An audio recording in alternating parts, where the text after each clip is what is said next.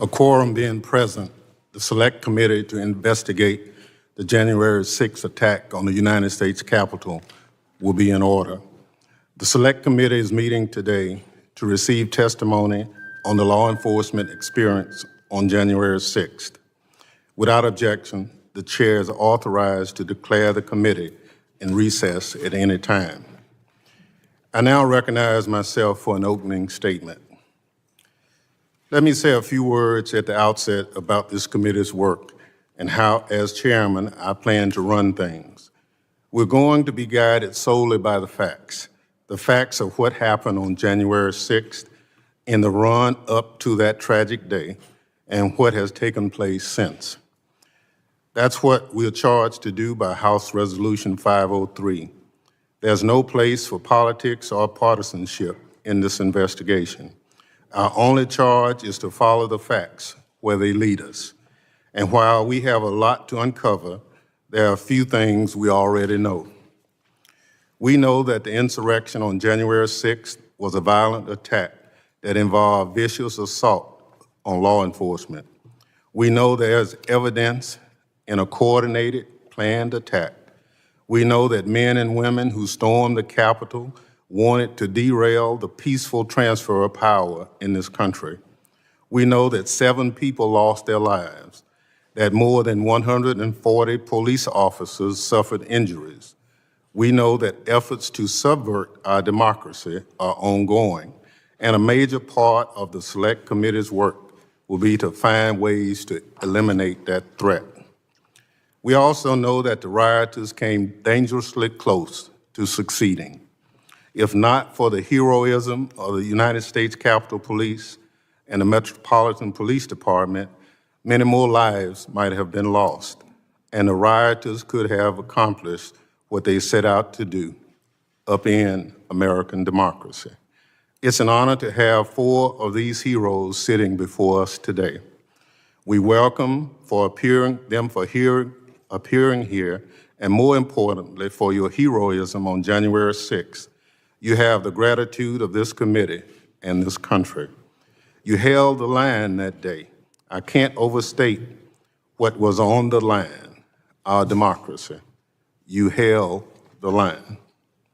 We're going to revisit some of those moments today, and it won't be easy, but history will remember your names and your actions. And it's important to think about history as this committee starts its work, and as we hear from these courageous men and to get answers for the American people, because we need to understand our history if we want to understand the significance of what happened on January 6th and our role as members of the People's House. I'm talking about the peaceful transfer of power. 200 years ago, in 1801, the House of Representatives did one of its jobs laid out in the Constitution. After a deadlock in the Electoral College, this body cast 36 ballots and ultimately settled the contest for President of the United States. What followed was the first peaceful transfer of power in our country's history. We know that since then, our history has been far from perfect. We've been torn apart and brought back together. We've struggled across generations to make our country's great vision a reality for all Americans. We won victories and we've suffered failures. But the peaceful transfer of power has stood as the pillar of our democracy. It's one of those things we rely on, a safeguard that we hold close, because as heated and angry and divided as we may be, whatever victories we celebrate or upheavals we endure, we can rest easy knowing that when the moment comes, our system guarantees that one party will hand the reins to another if that's the will of the people. And while our institutions endured, and while Joe Biden is the legitimately elected president of the United States, a peaceful transfer of power didn't happen this year. It did not happen. Let that sink in. Think about it. A violent mob was pointed toward the Capitol and told to win a trial by combat. Some descended on this city with clear plans to disrupt our democracy. One rioter said that they weren't there to commit violence, but that, I'm quoting, "We are just there to overthrow the government." I want to repeat that. I urge everyone to listen to those words and think about what they mean. We were just there to overthrow the government. They marched on the Capitol with the clear intentions of stopping the certification of the election. And when they encountered the police sworn to keep us safe, they went on the attack with bear spray, knives, tasers, hockey sticks, even flagpoles fashioned in clubs with the American flag still attached. And those rioters breached the Capitol. They smashed windows, scaled walls, broke down doors, and invaded the halls of Congress. It was a scene of violence in the citadel of our democracy, not seen since 1814, when British soldiers sacked the building. They raced through the hallways chanting, "Hang Mike Pence, where's Nancy?"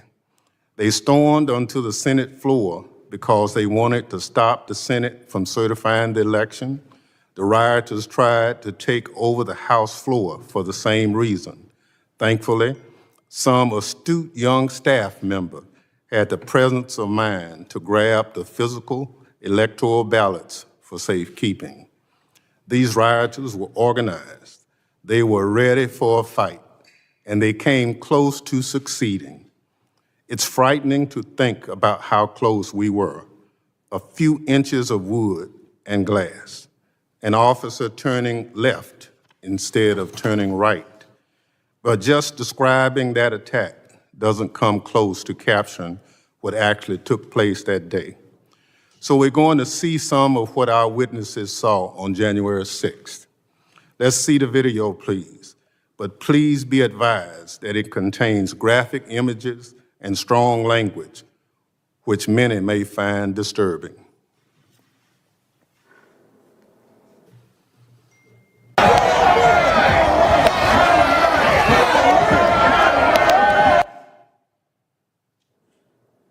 Hey, brother, we're boots on the ground here. We're moving on to Capitol now. I'll give you a boots on the ground update here in a few. Multiple Capitol entries! Multiple Capitol entries!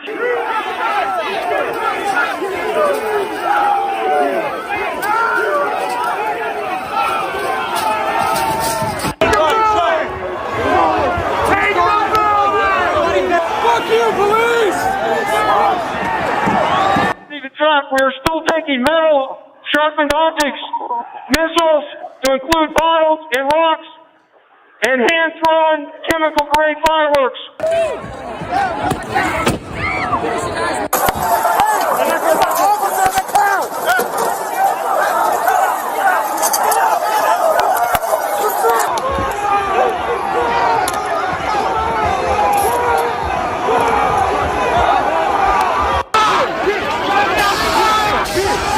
This is now effectively a riot.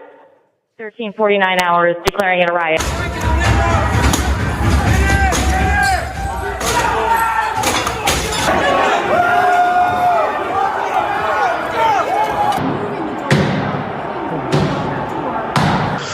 Okay, guys, apparently this tip of the spear has entered the Capitol building.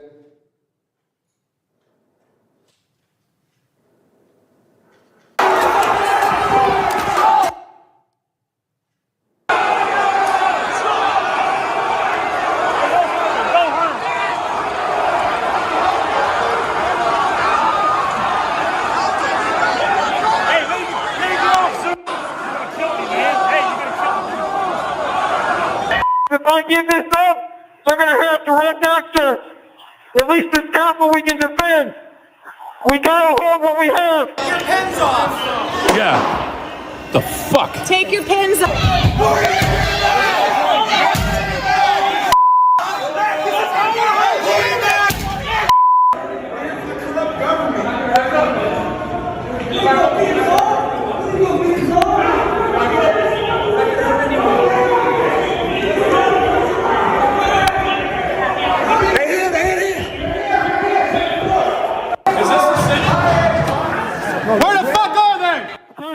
have blanked 1033. I repeat, 1033 west front of the Capitol.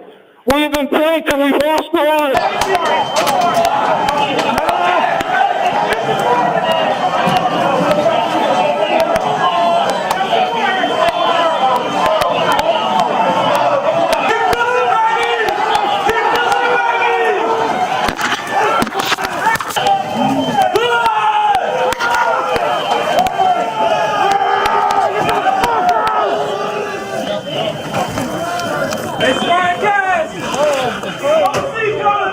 Lock the shields! Lock them together! Lock them together! We need fresh patriots abroad! Jimmy, get him to the back! Get him to the back! Get him to the back! Let's get some fresh faces up front!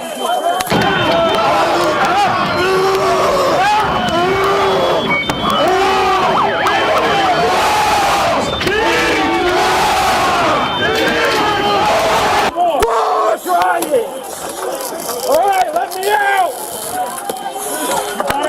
I'm trying!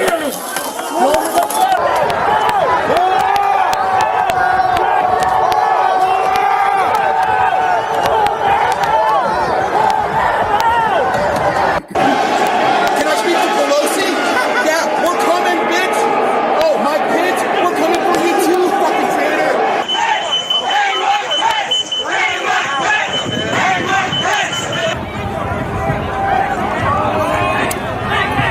They've got the gallows set outside this Capitol building. It's time to start fucking using them. Start making a list, put all those names down, and we start hunting them down one by one.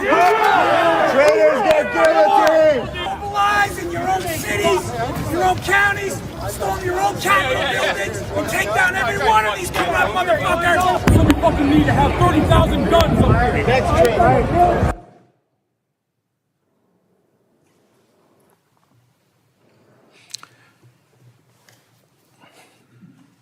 He'll be back, he warns us. It's just chilling. I thank God for our democracy and our republic withstood this assault. But that man's warning reminds us that this threat hasn't gone away.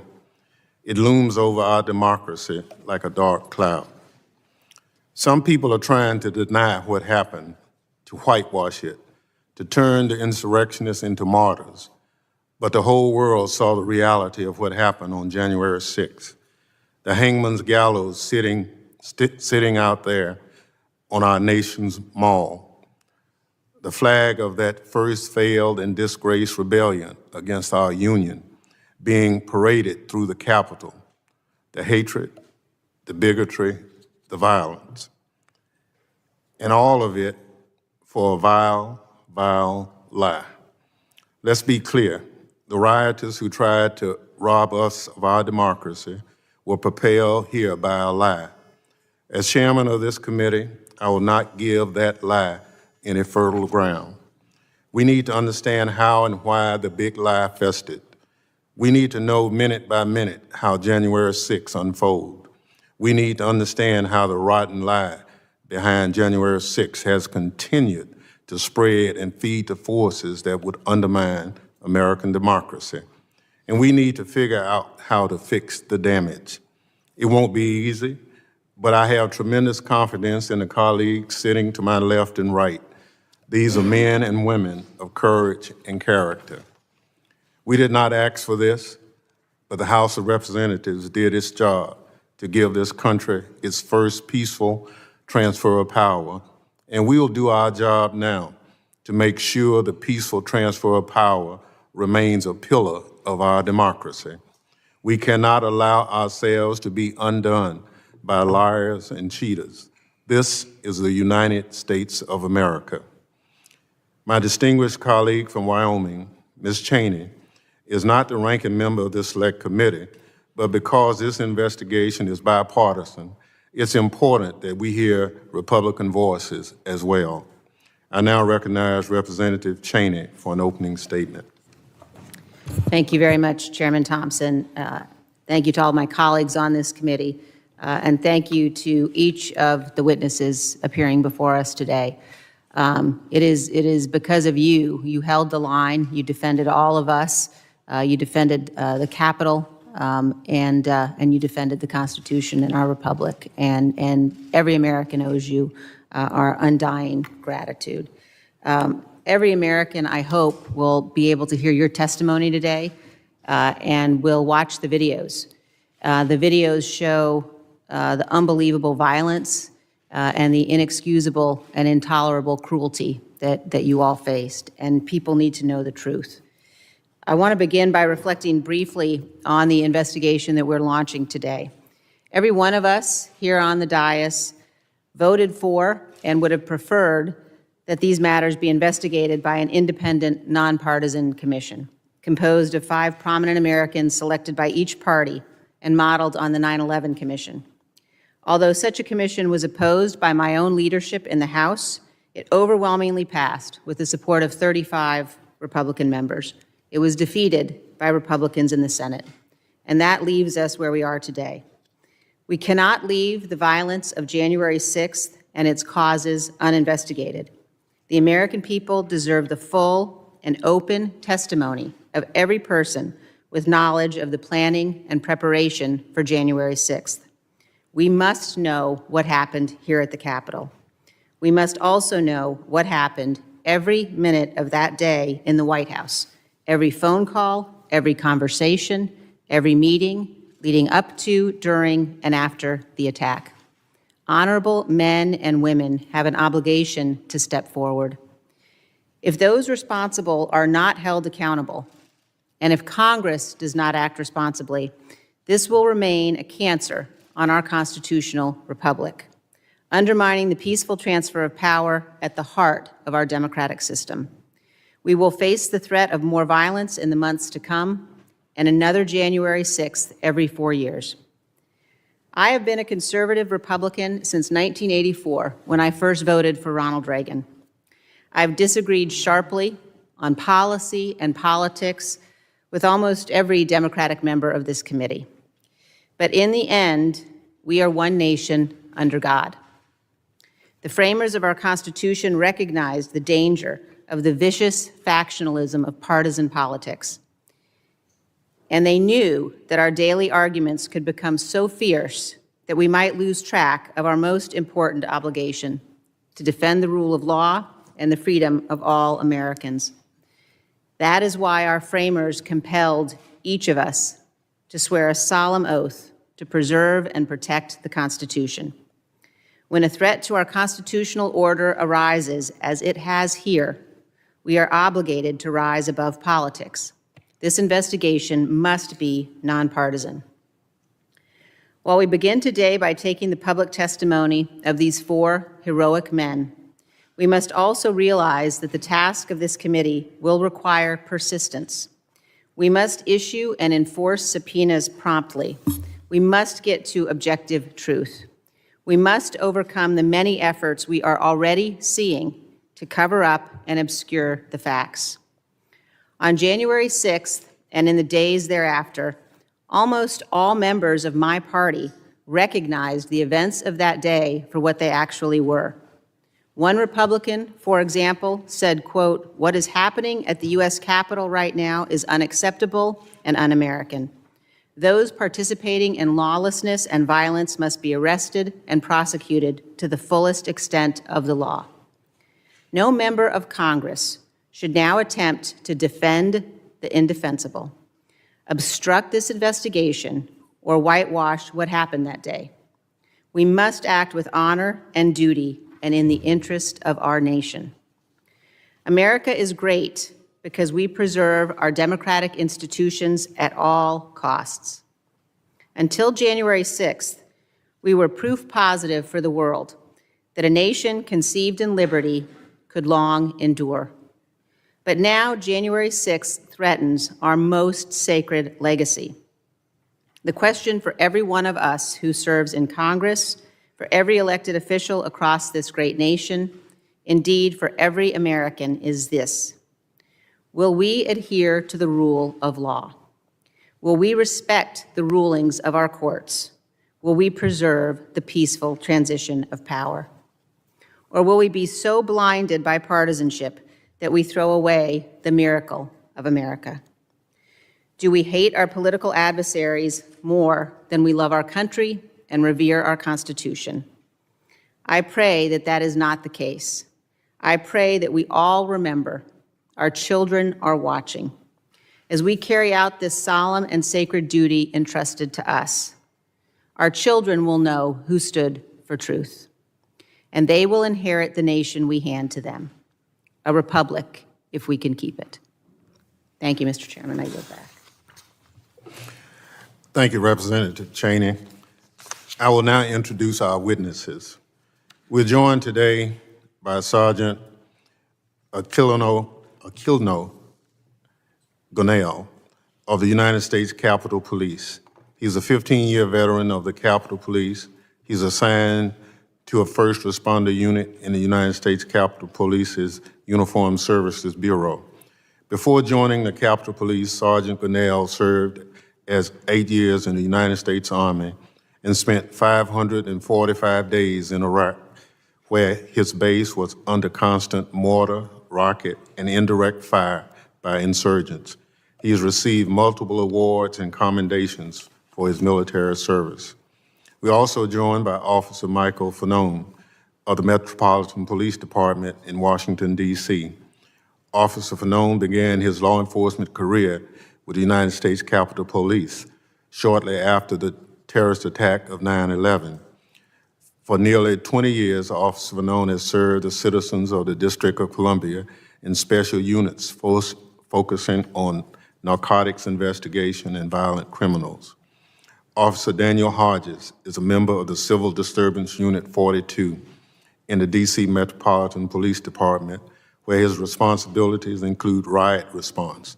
Prior to his service on the Metropolitan Police Department, he served 6 years in the 116th Infantry Regiment, 3rd Battalion, as an indirect fire infantryman. U.S. Capitol Police Officer Harry Dunn is a 13-year veteran of the United States Capitol Police and a member of its first responder unit. His responsibilities include ensuring the integrity of the perimeter around the Capitol building. Officer Dunn has been among the first Capitol Police officers to describe what happened to law enforcement on January 6. I will now swear in our witnesses. Witnesses will please rise and raise their right hand.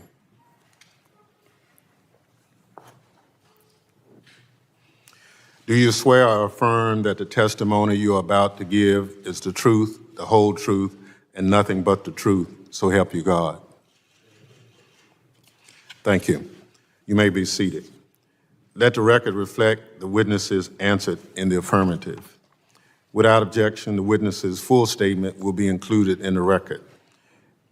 I now recognize Sergeant Gonell to summarize his testimony. Good morning, everybody. Morning. Chairman Thompson, members of the Select Committee, thank you for the opportunity to testify regarding the attack on the U.S. Capitol on January 6, 2021. It is with honor and heavy heart that I come before you to tell you my story from a painful first-hand experience of what happened that terrible day at the Capitol. I'm providing this testimony solely on my personal capacity and not as a representative of the U.S. Capitol. It is imperative that the events of January 6 are fully investigated, and the Congress and the American people know the truth of what actually occurred, and that all those responsible are held accountable, particularly to ensure that horrific and shameful event in our history never repeats itself. I applaud you for pursuing this objective. Even though there's overwhelming evidence to the contrary, including hours and hours of videos and photographic coverage, there's a continuous shocking attempt to ignore or try to destroy the truth of what truly happened that day, and to whitewash the facts into something other than what they all mistakenly reveal, an attack on our democracy by a violent domestic extremist and a stain on our history and our moral standing here at home and abroad. As a child in the Dominican Republic, I look up to the United States as the land of opportunity and a place to better myself. And from that moment I landed at JFK in 1992, I have tried to pursue that goal. Thankfully, I achieved that goal on many levels. I was the first in my family to graduate college, join the Army, and become a police officer. On July 23rd, 1999, the day before my 21st birthday, I raised my hand and swore to protect the Constitution of the United States. Because this country gave me an opportunity to become anything that I wanted. At that time, I already started basic training with the Army Reserves. In fact, I raised my hand several times in ceremonies to pledge my commitment to defend and protect the Constitution of the United States. When I joined the Army Reserves, when I was promoted to Sergeant War in the Army, when I was promoted during my naturalization ceremony, and when my reenlistment in the Army, when I joined the United States Capitol Police, and lastly, when I was promoted to Sergeant 3 years ago. I have always taken my oath seriously. On January 6, 2021, I fulfilled my oath once more, this time to defend the United States Capitol and members of Congress carrying out their constitutional duties to certify the results of the November 2020 presidential election. To be honest, I did not recognize my fellow citizens who stormed the Capitol on January 6, or the United States that they claim to represent. When I was 25 years old and then a sergeant in the Army, I had deployed to Iraq for Operation Iraqi Freedom. From time to time, I volunteered to travel on IED-infested roads to conduct supply missions for U.S. and allied forces and local Iraqi population as well. But on January 6, for the first time, I was more afraid to work at the Capitol than my entire deployment to Iraq. In Iraq, we expected armed violence because we were in a war zone, but nothing in my experience in the Army or as a law enforcement officer prepared me for what we confronted on January 6. The verbal assaults and disrespect we endured from the rioters were bad enough. I was falsely accused of betraying my oath, of choosing my paycheck over my loyalty to the U.S. Constitution, even as I defended the very democratic process that protected everyone in the hostile crowd. While I was at the Lower West Terrace at the Capitol, working with my fellow officers to prevent the breach and restore order, the rioters called me a traitor, a disgrace, and shouted that I, an Army veteran and a police officer, should be executed. Some of the rioters had the audacity to tell me there was nothing personal, that they would go through me, through us, police officers, to achieve their goal, as they were breaking metal barriers to use as a weapon against us. Or they use more menacing language. If you shoot us, we all have weapons, we will shoot back. Or we'll get our guns, we outnumber you. They said, join us. I heard specific threats to the lives of Speaker Nancy Pelosi and then also Vice President Mike Pence. But the physical violence we experienced was horrific and devastating. My fellow officers and I were punched, kicked, shoved, sprayed with chemical irritants, and even blinded with eye-damaging lasers by a violent mob, apparently who apparently saw us, law enforcement officers, dedicated to ironically protecting them as U.S. citizens, as an impediment to their attempted insurrection. The mob brought weapons to try to accomplish their insurrectionist objectives and use them against us. These weapons included hammers, rebars, knives, baton, and police shields taken by force, as well as bear spray and pepper spray. Some of the rioters wore tactical gear, including bulletproof vests and gas masks. The rioter also forcibly took our batons and shields to use them against us. I was particularly shocked at seeing the insurrectionists violently attack us with the very American flag that they claim to sought to protect. Based on the coordinated tactics we observed and verbal commands we heard, it appears that many of these attackers had law enforcement or military experience.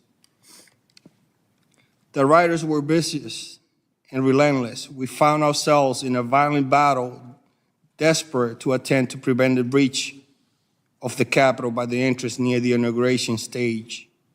Metropolitan Police officers were being pulled into the crowd. We have one right here, right next to me.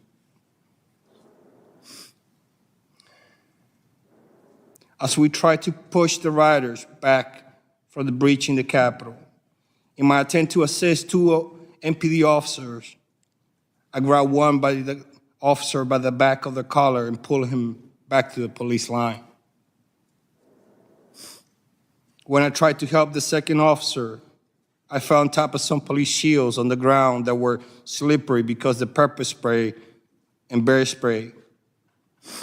Rioters immediately began to pull me by my leg, by my shield, by my gear strap on my left shoulder. My survivor's instincts kicked in, and I started kicking and punching as I tried in vain to get MPD officer attention behind and above me. But they could not help me because they also were being attacked. I finally was able to hit the rider who was grabbing me with my baton and able to stand. And then I continued to fend off new attackers as they kept rotating and attacking us again and again.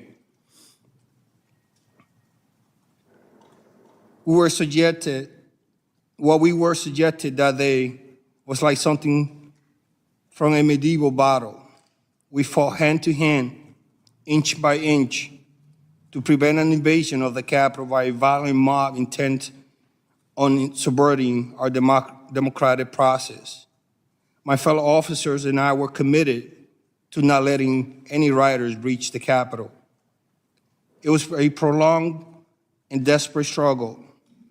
The rioters attempted to breach the Capitol were shouting, "Trump, send us. Pick the right side. We want Trump." I vividly heard officers screaming in agony and pain just an arm length from me. I didn't know at that time, but that was Officer Hodges, and he's here today to testify. I too was being crushed by the rioters. I could feel myself losing oxygen and recall thinking to myself, this is how I'm going to die, defending this entrance. Many of the officers fighting alongside me were calling for shields because their shields had been stripped from them by the rioters. I was one of the few officers left with a shield, so I spent the majority of my time at the front of the line. I later find out that my wife and relatives were here in the U.S. and abroad. Were frantically calling and texting me from 2 p.m. onward because they were watching the turmoil on television. It was now until 4:26 p.m. after giving CPR to one of the rioters who breached the Capitol in an effort to save her life, that I finally had a chance to let my own family know that I was alive.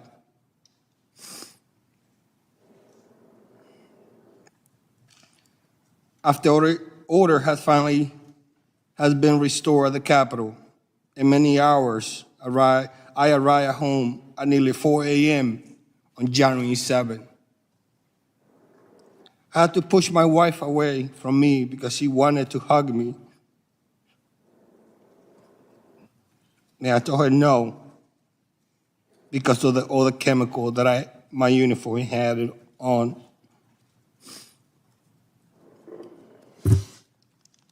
Sorry.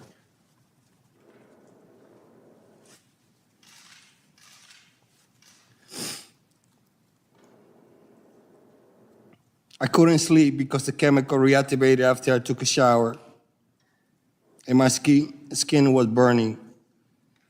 I finally fell asleep 2 hours later, completely physically and mentally exhausted. Yet by 8 o'clock a.m., I was already back, on my way back to the Capitol.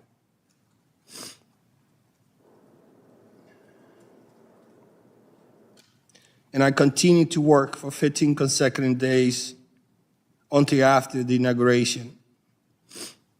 I made sure to work despite my injuries because I wanted to continue doing my job and help secure the Capitol complex.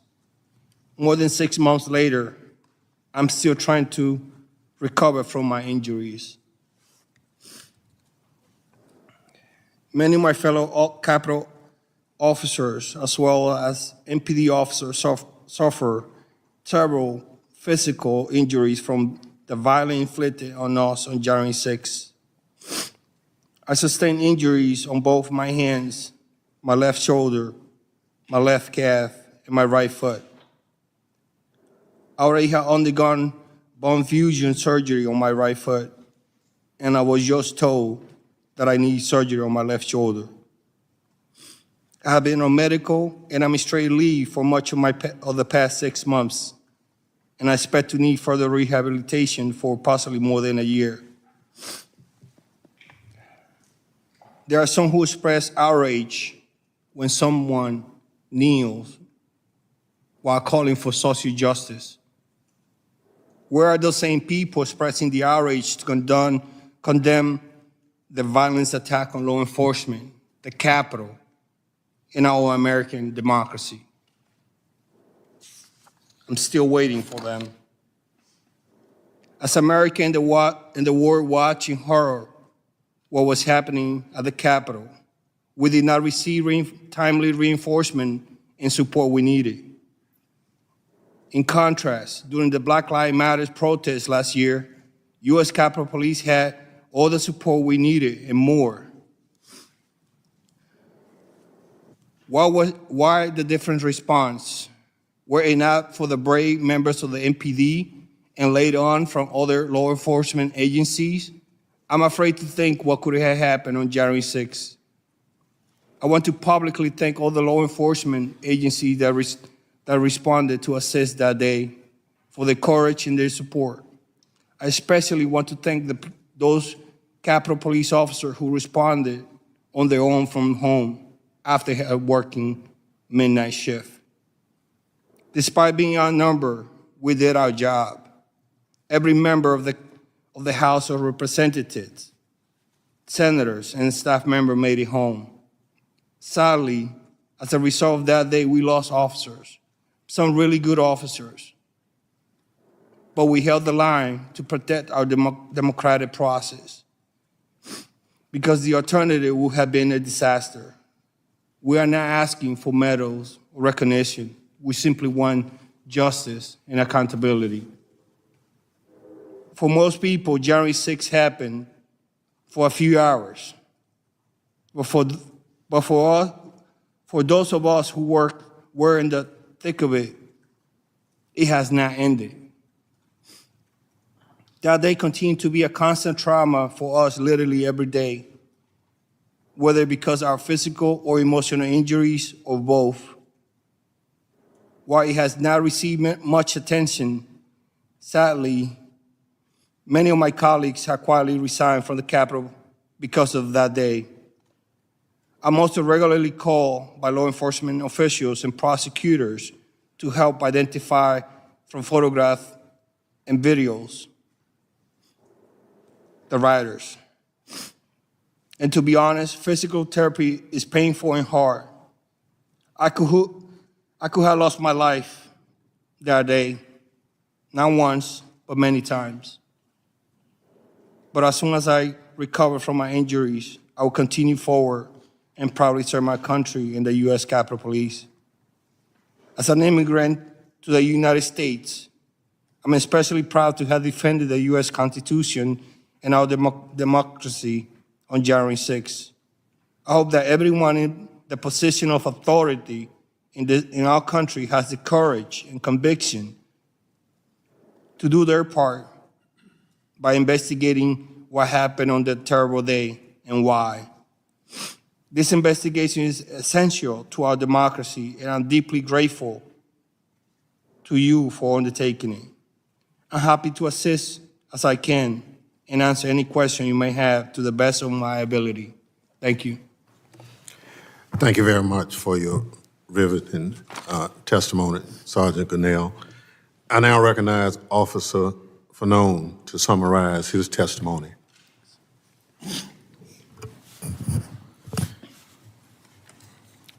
Thank you, Mr. Chairman, and members of this committee, for inviting me to provide my eyewitness testimony of the violent assault on our nation's capital on January 6, 2021.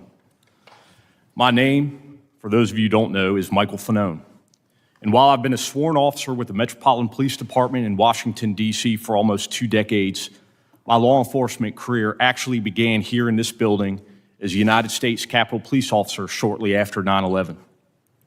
In part because of the 2001 attack on our country by terrorists, I felt called to serve.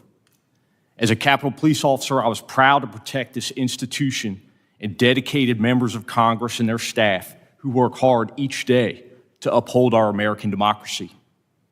I remain proud of the work of the United States Capitol Police and MPD officers who literally commit their lives to protecting the safety of each of you and all of us in this room in our nation's capital.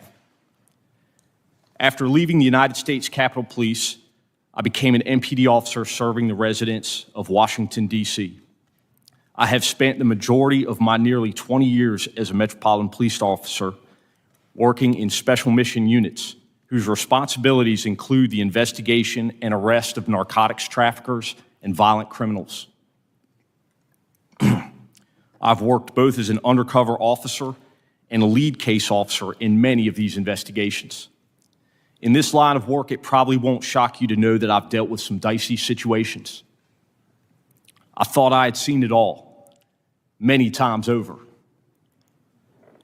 Yet what I witnessed and experienced on January 6, 2021 was unlike anything I had ever seen, anything I had ever experienced or could have imagined in my country. On that day, I participated in the defense of the United States Capitol from an armed mob of thousands determined to get inside, because I was among the vastly outnumbered group of law enforcement officers protecting the Capitol and the people inside it. I was grabbed, beaten, tased, all while being called a traitor to my country. I was at risk of being stripped of and killed with my own firearm, as I heard chants of kill him with his own gun. I could still hear those words in my head today. Although I regularly deal with risky situations on the job, nowhere in my wildest imagination did I ever expect to be in that situation or sitting here before you talking about it. That experience and its aftermath were something that not even my extensive law enforcement training could prepare me for. I was just one of hundreds of local police who lined up to protect Congress, even though I had not been assigned to do that. Some had asked why we ran to help when we didn't have to. I did that because I simply could not ignore what was happening. Like many other officers, I could not ignore the numerous calls for help coming from the Capitol complex. I'm a plainclothes officer assigned to the 1st District's crime suppression team. But for the first time in nearly a decade, I put on my uniform. When my partner, Jimmy Albright, and I arrived at the Capitol around 3 that afternoon, it was like it was unlike any scene I had ever witnessed. Jimmy parked our police vehicle near the intersection of South Capitol Street and D Street in Southeast, and we walked to the Capitol, from there passing the Longworth House Office building. It was eerily quiet, and the sidewalks, usually filled with pedestrians, were empty. As we made our way to Independence Avenue, I could see dozens of empty police vehicles that filled the street, police barricades which had been abandoned, and hundreds of angry protesters, many of whom taunted us as we walked towards the Capitol building. Jimmy and I immediately began to search for an area where we could be of most assistance. We made our way through a door on the south side of the Capitol, walking then to the crypt and finally down to the lower West Terrace tunnel. It was there that I observed a police commander struggling to breathe as he dealt with the effects of CS gas that lingered in the air. Then I watched him collect himself, straighten his cap and trench coat adorned with its silver eagles, and return to the line. That commander was Ramey Kyle of the Metropolitan Police Department, and those images are etched into my memory, never to be forgotten. In the midst of that intense and chaotic scene, Commander Kyle remained cool, calm, and collected as he gave commands to his officers. "Hold the line," he shouted over the roar. Of course, that day, the line was the seat of our American government. Despite the confusion and stress of the situation, observing Ray's leadership, protecting a place I cared so much about, was the most inspirational moment of my life. The bravery he and others showed that day are the best examples of duty, honor, and service. Each of us who carries a badge should bring those core values to our work every day. The fighting in the lower West Terrace tunnel was nothing short of brutal. Here I observed approximately 30 police officers standing shoulder to shoulder, maybe 4 or 5 abreast, using the weight of their bodies to hold back the onslaught of violent attackers. Many of these officers were injured, bleeding, and fatigued, but they continued to hold the line. As I don't have to tell the members in this room, the tunnel is a narrow and long hallway. It is not the sort of space anyone would want to be pulled into hand-to-hand combat with an angry mob. Although the narrowness of the hallway provided what was probably the only chance of holding back the crowd from entering your personal offices, the House, and Senate chambers. In an attempt to assist injured officers, Jimmy and I asked them if they needed a break. There were no volunteers. Selflessly, those officers only identified other colleagues who may be in need of assistance. The fighting dragged on. I eventually joined the tactical line at the tunnel's entrance. I can remember looking around and being shocked by the sheer number of people fighting us. As my police body-worn camera shows, thousands upon thousands of people seemingly determined to get past us by any means necessary. At some point during the fighting, I was dragged from the line of officers and into the crowd. I heard someone scream, "I got one!" As I was swarmed by a violent mob, they ripped off my badge. They grabbed and stripped me of my radio. They seized ammunition that was secured to my body. They began to beat me with their fists and with what felt like hard metal objects. At one point, I came face to face with an attacker who repeatedly lunged for me and attempted to remove my firearm.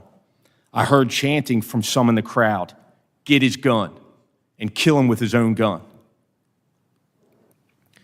I was aware enough to recognize I was at risk of being stripped of and killed with my own firearm. I was electrocuted again and again and again. with a taser. I'm sure I was screaming, but I don't think I could even hear my own voice. My body camera captured the violence of the crowd directed toward me during those very frightening moments. It's an important part of the record for this committee's investigation and for the country's understanding of how I was assaulted and nearly killed as the mob attacked the Capitol that day. And I hope that everyone will be able to watch it.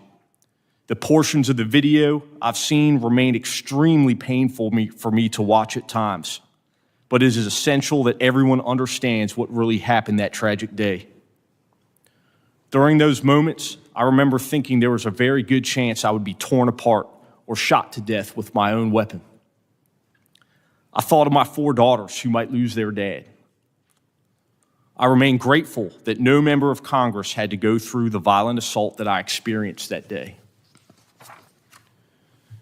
During the assault, I thought about using my firearm on my attackers, but I knew that if I did, I would be quickly overwhelmed. And that, in their minds, would provide them with the justification for killing me. So I instead decided to appeal to any humanity they might have.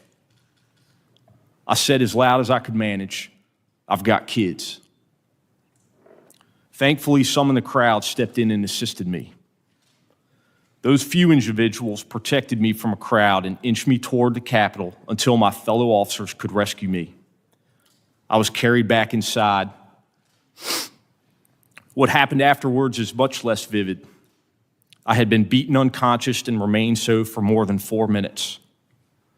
I know that Jimmy helped to evacuate me from the building and drove me to MedStar Washington Hospital Center, despite suffering significant injuries himself. At the hospital, doctors told me that I had suffered a heart attack, and I was later diagnosed with a concussion, a traumatic brain injury, and post-traumatic stress disorder. As my physical injuries gradually subsided and the adrenaline that had stayed with me for weeks waned, I've been left with the psychological trauma and the emotional anxiety of having survived such a horrific event. And my children continue to deal with the trauma of nearly losing their dad that day. What makes the struggle harder and more painful is to know so many of my fellow citizens, including so many of the people I put my life at risk to defend, are downplaying or outright denying what happened. I feel like I went to hell and back to protect them and the people in this room.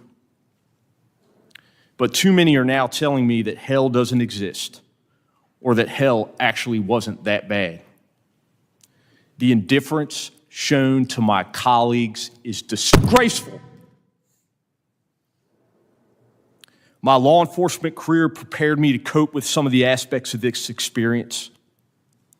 Being an officer, you know your life is at risk whenever you walk out the door, even if you don't expect otherwise law-abiding citizens to take up arms against you. But nothing, truly nothing, has prepared me to address those elected members of our government who continue to deny the events of that day, and in doing so, betray their oath of office. Those very members whose lives, offices, staff members I was fighting so desperately to defend. I agreed to speak here today and have talked publicly about what happened because I don't think our response to the insurrection should have anything to do with political parties. I know that what my partner Jimmy and I suited up for on January 6th didn't have anything to do with political parties or about politics or what political party any of you public servants belong to. I've worked in this city for 2 decades, and I've never cared about those things, no matter who was in office. All I've ever cared about is protecting you and the public, so you can do your job in service to this country and for those whom you represent. I appreciate your time and attention. I look forward to the committee's investigation, and I am hopeful with your commitment, we as a country will confront the truth of what happened on January 6th and do what is necessary to make sure this institution of our democracy never falls into the hands of a violent and angry mob. We must also recognize the officers who responded that day, many unsolicited, and their countless acts of bravery and selflessness. It has been 202 days since 850 MPD officers responded to the Capitol and helped stop a violent insurrection from taking over this Capitol complex, which almost certainly saved countless members of Congress and their staff from injury and possibly death. The time to fully recognize these officers is now. Thank you again for the opportunity to provide my testimony here today. Thank you very much for your testimony, and I don't think there's any question you have our commitment that we will do just that as a committee. Thank you, sir. I now recognize Officer Hodges to summarize his testimony. Good morning to the committee, members of the press, and to the country. To the members of the committee, I'd like to thank you for your invitation today to provide my account of my knowledge and experiences from January 6th, 2021. As the chairman mentioned, I'm a member of Civil Disturbance Unit 42 and is working in that capacity on the day in question. We started that day at 7:30 a.m., and our assignment at the time was to maintain high visibility along Constitution Avenue, namely the blocks leading up to President's Park, where then-President Donald Trump was holding his gathering. My particular station was in front of 1111 Constitution Avenue, where I stood on foot as the crowd poured down the street and into the park. There were a significant number of men dressed in tactical gear attending the gathering, wearing ballistic vests, helmets, goggles, military face masks, backpacks, and without identifiable visible law enforcement or military patches. They appeared to be prepared for much more than listening to politicians speak in a park. Two of my colleagues were approached by a group of 3 to 4 of such men. They were white men in good shape with load-bearing vests equipped with molly pouches. They were wearing BDUs or battle dress uniform pants, tactical boots, black sunglasses, and short haircuts. They had radios, and one was equipped with an earpiece. After a bit of small talk, one of them asked my colleague something to the effect of, "Is this all the manpower you have? Do you really think you're going to be able to stop all these people?" Dumbfounded, my colleague simply expressed they didn't understand what the speaker meant, and the group continued on. As the day went on and speakers in the park said their piece, I monitored the crowd on the radio.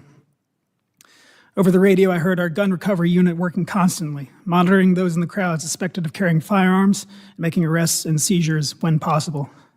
Multiple gun arrests were made from January 5th through the 7th against those attending and likely had attended or planned to attend Donald Trump's gathering.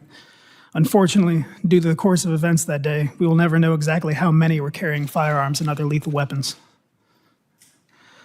I don't know what time it was, but eventually the flow of the foot traffic reversed, with people leaving President's Park and traveling eastbound down Constitution Avenue towards the United States Capitol.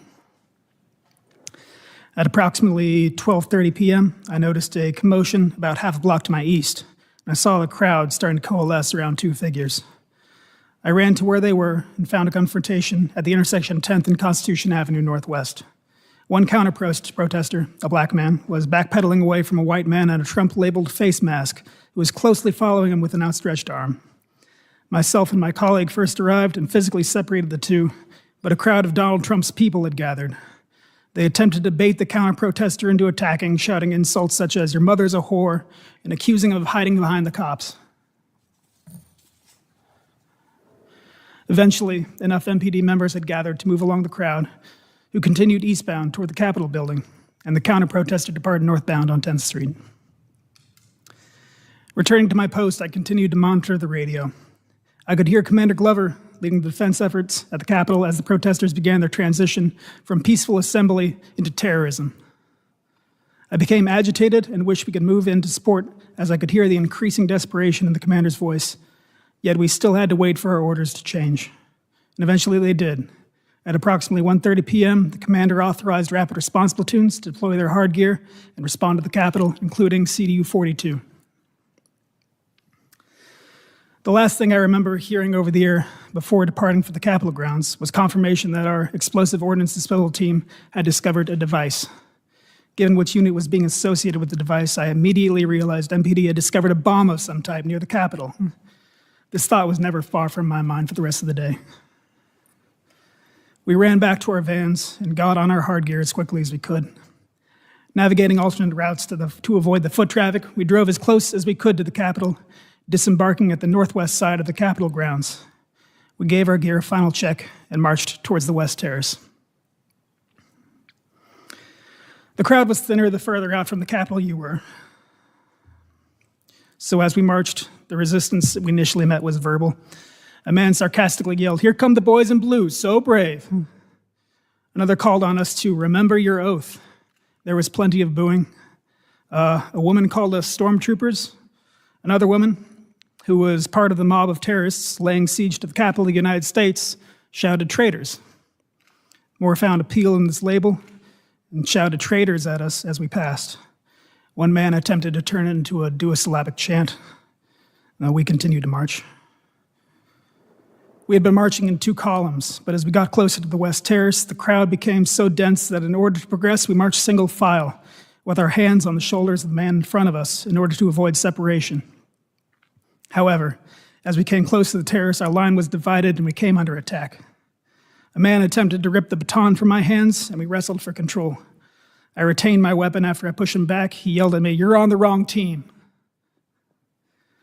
Cut off from our leadership, which was at the front of our formation, we huddled up and assessed the threats surrounding us. One man tried and failed to build a rapport with me, shouting, "Are you my brother?" Another takes a different tack, shouting, "You will die on your knees." I was at the front of our group and determined we had to push our way through the crowd in order to join the defense proper. So I began shouting, "Make way!" as I forged ahead, hoping that I'm clearing a path for others behind me to follow. However, as I looked back, I saw that the rest of the group came under attack and were unable to follow. The crowd attempted to physically bar the rest of the platoon from following. I backtracked and started pulling the terrorists off my team from their backpacks and their collars. Around this time, one of the terrorists who had scaled the scaffolding that adorned the Capitol at the time threw something heavy down at me and struck me in the head, disorienting me. I suspect this resulted in the likely concussion I dealt with in the weeks after. Another man attempted to disarm me of my baton. And again, we wrestled for control. He kicked me in my chest as we went to the ground. I was able to retain my baton again, but I ended up on my hands and knees and blind. The medical mask I was wearing at the time to protect myself from the coronavirus was pulled up over my eyes so I couldn't see. I braced myself against the impact of their blows and feared the worst. Thankfully, my platoon had repelled their own attackers and got me back on my feet. The crowd started chanting "USA" at us, and we struck out again for the West Terrace. I led the charge through the midst of crowd control munitions, explosions, and smoke engulfing the area. Terrorists were breaking apart the metal fencing and bike racks into individual pieces, presumably to use as weapons. Thankfully, we made it to the secondary defense line on the West Terrace that MPD and Capitol Police were managing to hold. The rest of my platoon got behind the line, and we could take stock of the situation. I realized that back during the previous assault, someone had stolen my radio. From that point on, I was in the dark as to our current status, when reinforcements would arrive. Terrorists were scaling the scaffolding on both our sides, the tower that was in front of us, and attempting to breach the waist-high metal fencing that was the only barrier we had aside from ourselves. The sea of people was punctuated throughout by flags, mostly variations of American flags and Trump flags. There was Gadsden flags. It was clear the terrorists perceived themselves to be Christians. I saw the Christian flag directly to my front. Another read, "Jesus is my savior, Trump is my president." Another, "Jesus is king." One flag read, "Don't give up the ship." Another had crossed rifles beneath the skull, emblazoned with the pattern of the American flag. To my perpetual confusion, I saw the thin blue line flag, a symbol of support for law enforcement, more than once, being carried by the terrorists as they ignored our commands and continued to assault us. The acrid sting of CS gas or tear gas and OC spray, which is mace, hung in the air as the terrorists threw our own CS gas canisters back at us and sprayed us with their own OC. Either they bought themselves or stole from us. Later, I learned at least one of them was spraying us in the face with wasp spray. The terrorists alternated between attempting to break our defenses and shouting at or attempting to convert us. Men alleging to be veterans told us how they had fought for this country and were fighting for it again. One man tried to start a chant of 4 more years. Another shouted, "Do not attack us, we're not Black Lives Matter," as if political affiliation is how we determine when to use force. A man in a QAnon hoodie exclaims, "This is the time to choose which side of history to be on." A man whose shirt read, "God, guns, and Trump" stood behind him, silently holding a Trump flag. A new man came to the front and fixated on me, continually berating me, telling me to take off my gear and give it to him, to show solidarity with we the people, or we're going to run over you. His voice cracked with the strain and the volume of his threats. He continued, "Do you think your little pea-shooter guns are going to stop this crowd? No, we're going in that building." Eventually, there was a surge in the crowd. The fence buckled and broke apart, and we were unable to hold the line. A chaotic melee ensued. Terrorists pushed through the line and engaged us in hand-to-hand combat. Several attempted to knock me over and steal my baton. One latched onto my face and got his thumb in my right eye, attempting to gouge it out. I cried out in pain and managed to shake him off.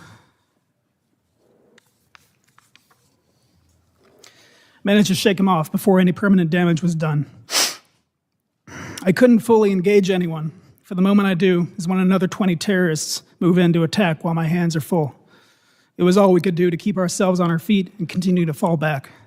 I'm sprayed with a fire extinguisher, and a red smoke grenade burns at our feet. In the fight, a terrorist is knocked to the ground and his jacket rides up, exposing a large hunting knife on his belt. I, along with several other officers, piled on him, while another removed the knife from his person. He regained himself unharmed and shouts indignantly, "What are you doing? What are you guys doing?" At this point, the terrorists had claimed most of the western terrace, cornering myself and other officers on the southern edge. We found a side stair off of the terrace up to an upper landing, followed by more stairs up and inside.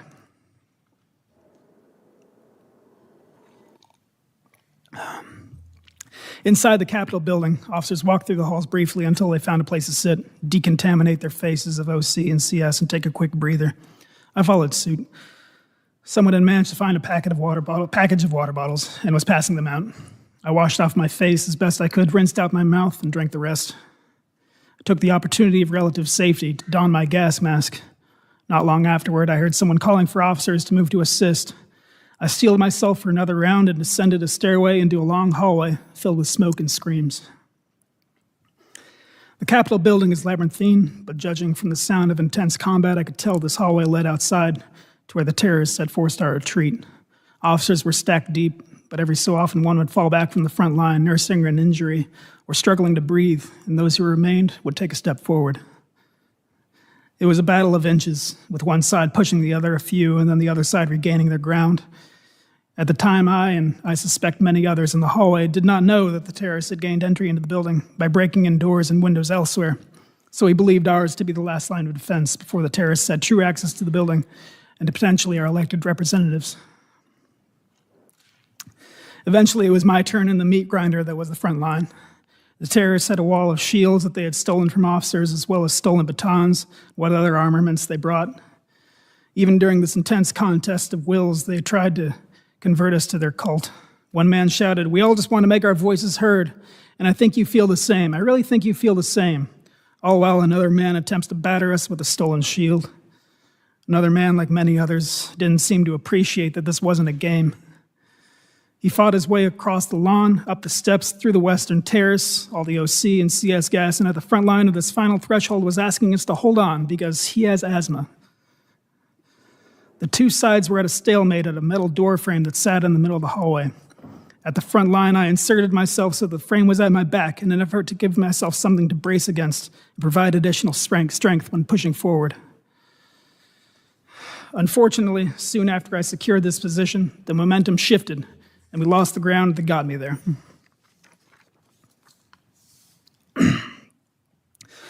On my left was a man with a clear riot shield stolen during the assault. He slammed it against me and, with all the weight of the bodies pushing behind him, trapped me. My arms were pinned and effectively useless. trapped against either the shield on my left or the door frame on my right, with my posture granting me no functional strength or freedom of movement. I was effectively defenseless and gradually sustaining injury from the increasing pressure of the mob. Directly in front of me, a man seized the opportunity of my vulnerability. He grabbed the front of my gas mask and used it to beat my head against the door. He switched to pulling it off my head, the strap stretching against my skull and straining my neck. He never uttered any words I recognized, but opted instead for guttural screams. I remember him foaming at the mouth. He also put his cell phone in his mouth so that he had both hands free to assault me. Eventually, he succeeded in stripping away my gas mask, and a new rush of exposure to CS and OC spray hit me. The mob of terrorists were coordinating their efforts now, shouting, "Heave! Ho!" as they synchronized, pushing their weight forward, crushing me further against the metal door frame. The man in front of me grabbed my baton that I still held in my hands, and in my current state, I was unable to retain my weapon. He bashed me in the head and face with it, rupturing my lip and adding additional injury to my skull. At this point, I knew I couldn't sustain much more damage and remain upright. At best, I would collapse and be a liability to my colleagues. At worst, be dragged out into the crowd and lynched. Unable to move or otherwise signal the officers behind me that I needed to fall back, I did the only thing that I could do and screamed for help.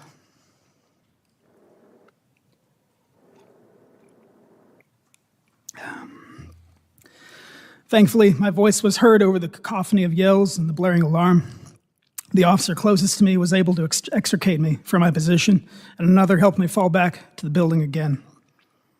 I had found some more water and decontaminated my face as best I could. I don't know how long I waited in the halls for, but soon after I got back on my feet and went to where the fight was again. Until reinforcements arrived, every able body made a difference. Without my gas mask, I was afraid I'd be a liability in the hallway, so I took the exit outside of the upper landing above the West Terrace. I found a police line being held and the terrace encircling us, much like on the West Terrace lower. It was getting later in the day, however, and it appeared we weren't the only ones getting tired. It seemed most of the mob was content to yell rather than try and break our line again. After some time of guarding the upper landing, I saw reinforcements arrive from the south. I'm not sure which law enforcement agency it was, but I turned to them and I started clapping, as it was a sign that badly needed help was starting to finally arrive. Soon after that, I started feeling the effects of the day taking their toll and went back inside to rest. Gradually, all the members of CDU 42 gathered in the room known as the Capitol Crypt. We checked on each other and convalesced, glad to see each other in one piece. Despite our exhaustion, we would have ran out into the fight again should the need have arisen. Thankfully, as the day wore on, more and more resources had arrived at the Capitol to drive off the terrorists. We stayed in the crypt until quite late. And even after we were allowed to leave the grounds, we didn't get to go home.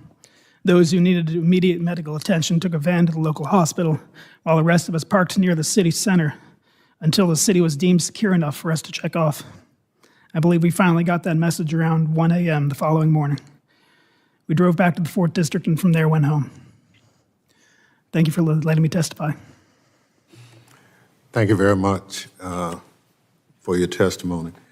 I now recognize Officer Dunn to summarize his testimony.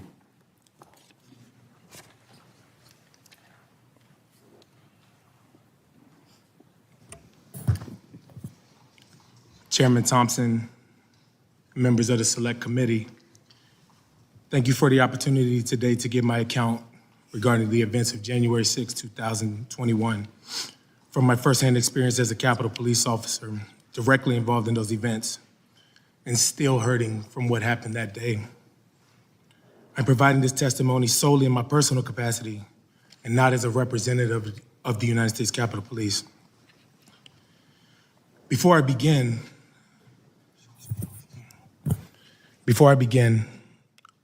I'd like to take a moment of my time to ask for a moment of silence for my fallen colleague, Officer Brian Sicknick, who died from injuries he sustained in the line of duty defending the capital of our beloved democracy.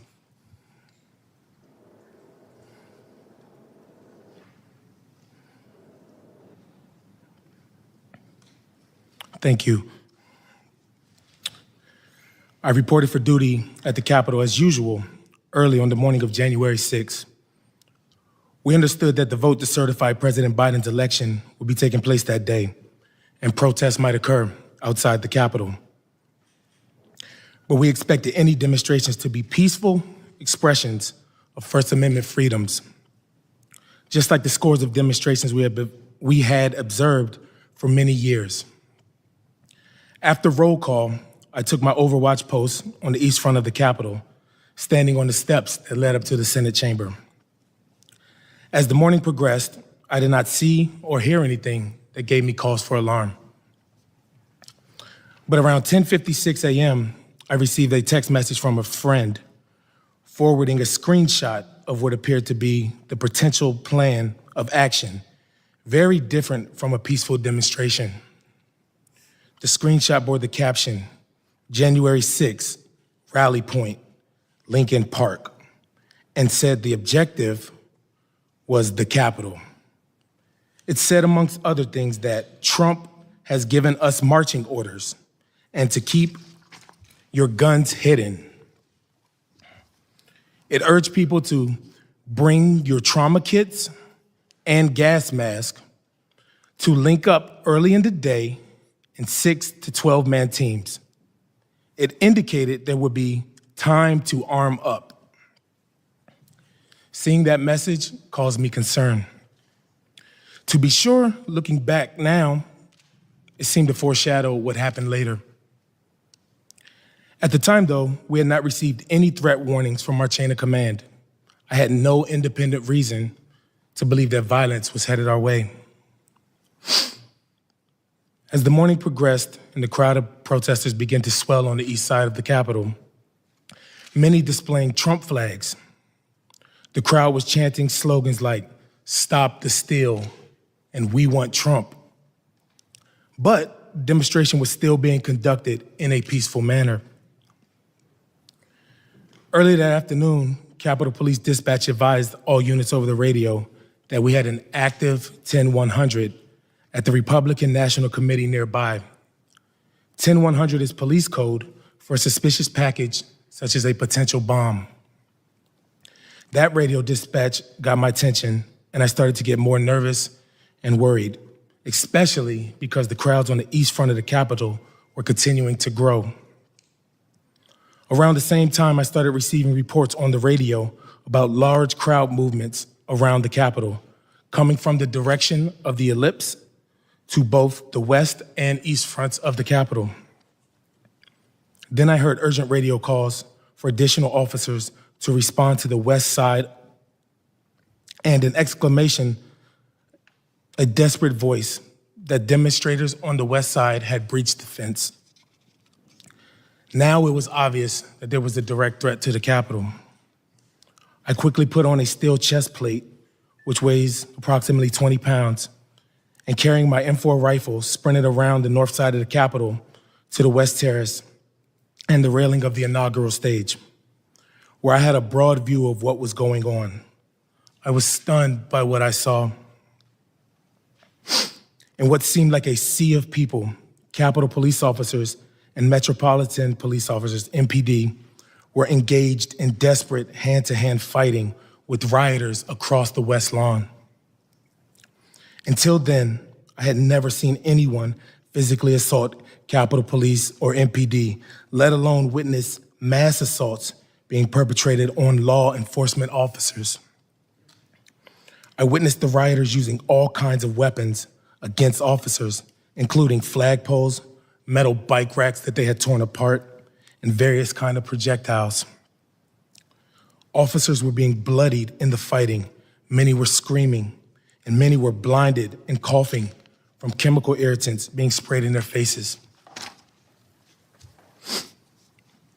I gave decontamination aid to as many officers as I could, flushing their eyes with water to dilute the chemical irritants.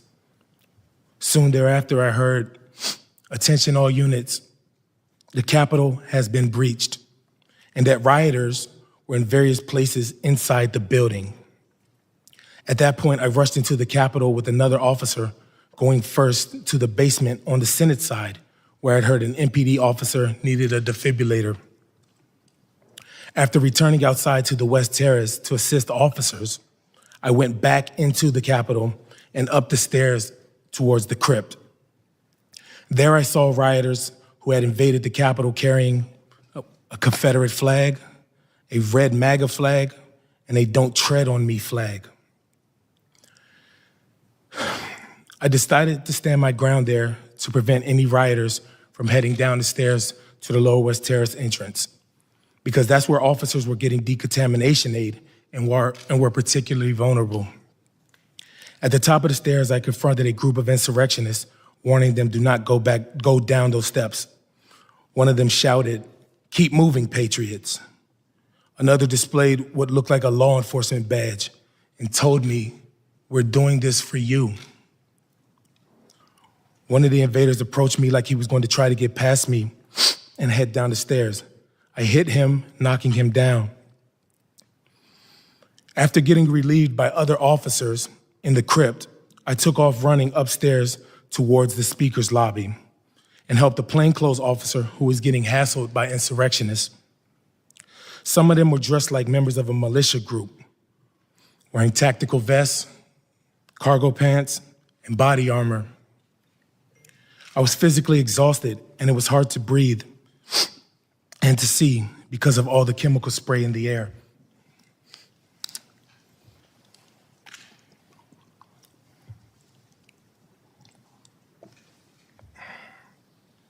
More and more insurrectionists were pouring into the area by the speaker's lobby near the rotunda, and some wearing MAGA hats and shirts that said Trump 2020.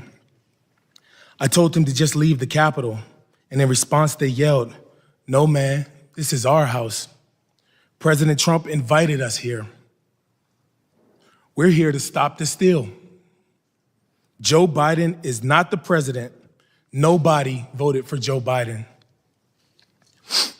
I'm a law enforcement officer, and I do my best to keep politics out of my job. But in this circumstance, I responded, "Well, I voted for Joe Biden. Does my vote not count? Am I nobody?" That prompted a torrent of racial epithets. One woman in a pink MAGA shirt yelled, "You hear that, guys? This nigger voted for Joe Biden." Then the crowd, perhaps around 20 people, joined in screaming, "Boo, fucking nigger." No one had ever called me a nigger while wearing the uniform of a Capitol Police officer. In the days following the attempted insurrection, other black officers shared with me their own stories of racial abuse on January 6th. One officer told me he had never, in his entire 40 years of life, been called a nigger to his face, and that streak ended on January 6th. Yet another black officer later told me he had been confronted by insurrectionists in the Capitol who told him, "Put your gun down and we'll show you what kind of nigger you really are." To be candid, the rest of the afternoon is a blur. But I know I went throughout the Capitol to assist officers who needed aid and help expel more insurrectionists.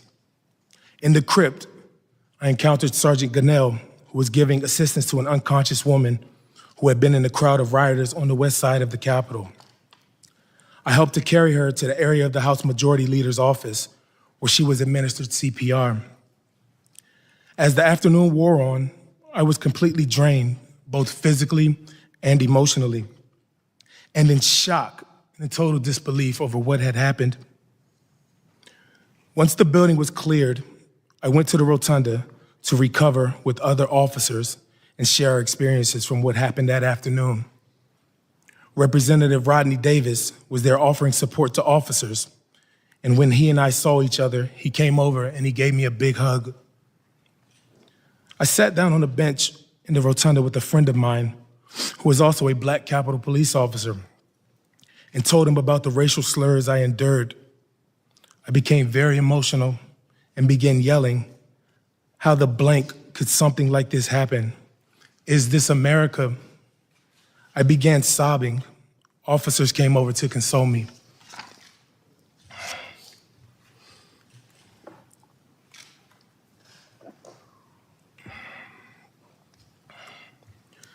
Later on January 6th, after order and security had been restored in the Capitol through the hard work and sacrifices of law enforcement, members took the floor of the House to speak out about what had happened that day. Among them was House Minority Leader Kevin McCarthy, who, along with my fellow officers, I had protected that day and will protect today and tomorrow. I had protected that day and will protect today and tomorrow.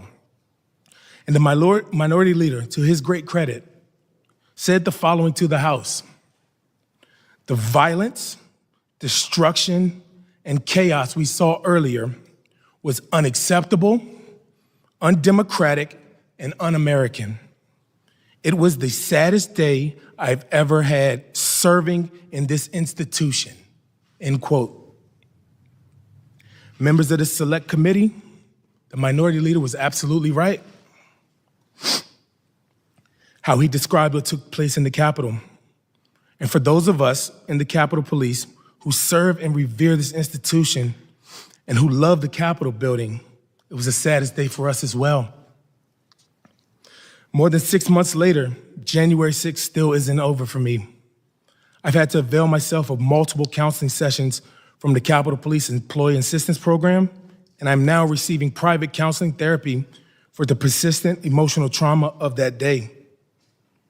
I've also participated in many peer support programs with fellow law enforcement officers from around the United States. I know so many other officers continue to hurt, both physically and emotionally. I want to take this moment to speak to my fellow officers about the emotions they are continuing to experience from the events of January 6th. There's absolutely nothing wrong with seeking professional counseling. What we went through that day was traumatic, and if you are hurting, please take advantage of the counseling services that are available to us. I also respectfully ask that this select committee review the available resources, the services available to us, and consider whether they are sufficient enough to meet our needs, especially with respect to the amount of leave that we are allowed. In closing, we can never again allow democracy to be put in peril, as it was on January 6th. I thank the members of the Select Committee for your commitment to determine what led to disaster at the Capitol on January 6th, what actually took place that day, and what steps should be taken to prevent such an attack on our democracy from ever happening again. I also want to thank and acknowledge my brothers and sisters in blue who fought alongside me on January 6th to protect our democracy. Each of you is a hero, and it is my honor to serve with you each and every day. I'd like to thank the American people for all of the support that they have provided these past several months to me and my fellow officers. Lastly, to the rioters, the insurrectionists, and the terrorists of that day, democracy went on that night and still continues to exist today. Democracy is bigger than any one person and any one party. You all tried to disrupt democracy that day, and you all failed. Thank you again for the opportunity to testify, and I would be happy to answer any questions that you may have. Thank you very much. I thank all the witnesses for their testimony. The rules we established allowed you the opportunity to tell your story. There's no question about it. You've done it in your own words. We appreciate it.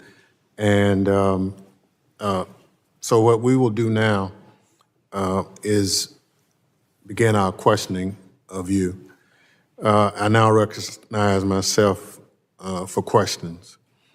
At the time of the attack on the Capitol, I was in the gallery observing the proceedings on the House floor. While members of Congress were being protected by the police, you, the patriots protecting the Capitol and our very democracy, were being attacked by the mob outside. I want to learn more about what you did and what you witnessed. Officer, for known as a narcotics officer, you weren't supposed to be at the Capitol on January 6th, is that right? Yes, sir, that's correct. What prompted you to come to the Capitol? I mean, I was listening to the radio transmissions, specifically those coming from now Commander Robert Glover, who was the on-scene commander. If you've listened to those transmissions, he identifies himself as Cruiser 50. I heard things that I'd never heard before in my law enforcement career. In addition to the numerous distress calls or 1033s that I heard, which are, while not commonplace, also not uncommon in policing. I heard things like, the declaration of a citywide 1033, which in my career, to my recollection, has only been utilized in addition to the 9/11 attacks on the Navy Yard attack. And so I found that particularly distressful. Also, you could hear the tone of the individual officers' voices. They were scared. They were, clearly outnumbered and being violently assaulted. Thank you. So basically, the radio traffic, the 1033 signal on the radio, and your basic law enforcement instinct said your fellow comrades needed help, and therefore you made your way along with your friend to the Capitol. Yes, sir. So, so you went anyway, and let me thank you for that. And I understand a number of other people did the same. Officer Hodges, we've seen the harrowing video of you being crushed in a doorway as you bravely fought to keep the mob from breaching the Capitol. Many of your fellow officers' acts of heroism were not captured on video and are not therefore known to the public. Can you please share with the committee other acts of heroism by your colleagues on January 6th that you're aware of? Absolutely. One of my sergeants, Sergeant Brian Peake, while fighting to maintain control over the barricades on the West Terrace, was struck by a rioter and fractured and severely lacerating his right index finger. He kept in the fight for several more hours after that. He just put some tape on it and a napkin and went back to work. He was there for several hours before finally accepting medical evac. He ended up having to have the tip of his finger removed. Another officer who was out there in the fight with us, he, much like myself, he had a large, heavy object thrown and struck his head. He wasn't as lucky as me, though. He has suffered lost time from that day, and he remains still out on medical leave. Even today, he has not returned to work, but at the time, he was still fighting. Another officer, he was fought on the West Terrace and in the tunnel, was instrumental to the defense. After being completely soaked with OC spray, was shocked several times by a cattle prod one of the terrorists brought with them. When I went over my testimony, my opening statement before, I mentioned that we were attacked outside the secondary defense line on the West Terrace, and after we rallied there, we continued onward. I know that another officer found a Capitol Police officer who was being dragged out into the crowd, and he was unable to signal to us what was going on, so he charged in there by himself and got that officer back out of there. And in the process, hyperextended his knee and took several other injuries. The Washington Post and Carnegie Mellon University have estimated that there were about 9,400 terrorists out there, and I would say we had about 150, 175 officers. So any one of them could tell you any amounts of heroic acts or injuries they sustained, but these are just a few that I know of. Thank you very much. Officer Gunnell, you talked about your tour in Iraq and what have you, and thank you for your service. Can you give the committee a sense of comparing those two and experiences with what you experienced on January 6th? Sure. Back when I was in Iraq and sometime on a convoy mission to provide mutual support or taking care packages, whatnot, to my other units and detachment, whatnot. We went through roadside bomb infested IED, whatnot, convoys, whatnot, and my fear were minimal around that time. It was not as constant. I know we knew at that time that we could run over an IED, and that was it. But at least we knew that we were in a combat zone. Here in our country, in our very own capital, we are being attacked. Not once, but multiple times. We had. Can you pull the microphone to you just a little bit? Not only we were attacked one time, but it was multiple times, over and over. Different people, they hit us, and then they got tired of hitting us, and then they switch. Somebody else rotating in and out. And as my colleagues also have said, we were at the lowest entrance tunnel, and we didn't have a chance to rotate ourselves until later on, like after an hour and a half later.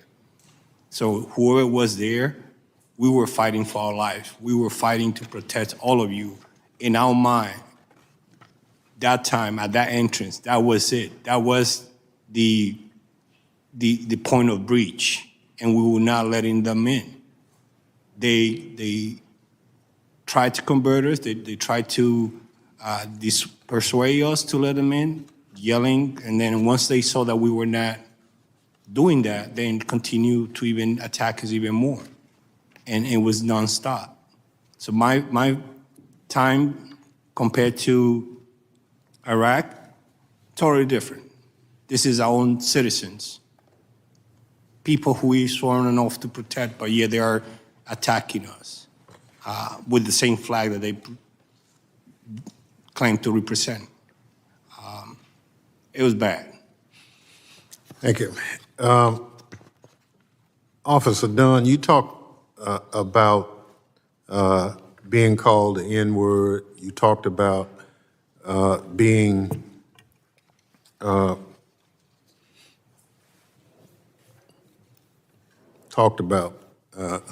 like you've never heard before. And you talked about sharing comments from your other colleagues, as well as the seeing of the Confederate flag and other things carried through the Capitol. As an African-American law enforcement officer, can you give us, this committee and those who are watching, how you felt defending the Capitol on that day, being called that and seeing the symbols of the Confederacy going through the Capitol at the same time? Yes, sir. Thank you for your question. To be frank, while the attack was happening, I didn't view it, and I wasn't able to process it as a racial attack. I was just trying to survive that day and get home. When I did have a moment to process it, I think that's in the rotunda where I became so emotional, because I was able to process everything that happened. And it was just so overwhelming, and it's so disheartening and disappointing that we live in a country with people like that, that attack you because of the color of your skin, just to hurt you. Those words are weapons. Thankfully, at the moment, it didn't hinder me from doing my job. But once I was able to process it, it hurt. It hurt just reading it now and just thinking about it, that people demonize you because of the color of your skin. When my blood is red, I'm an American citizen, I'm a police officer. I'm a peace officer. I'm here to defend this country, defend everybody in this building, not just the members, all the staff, guests, everybody.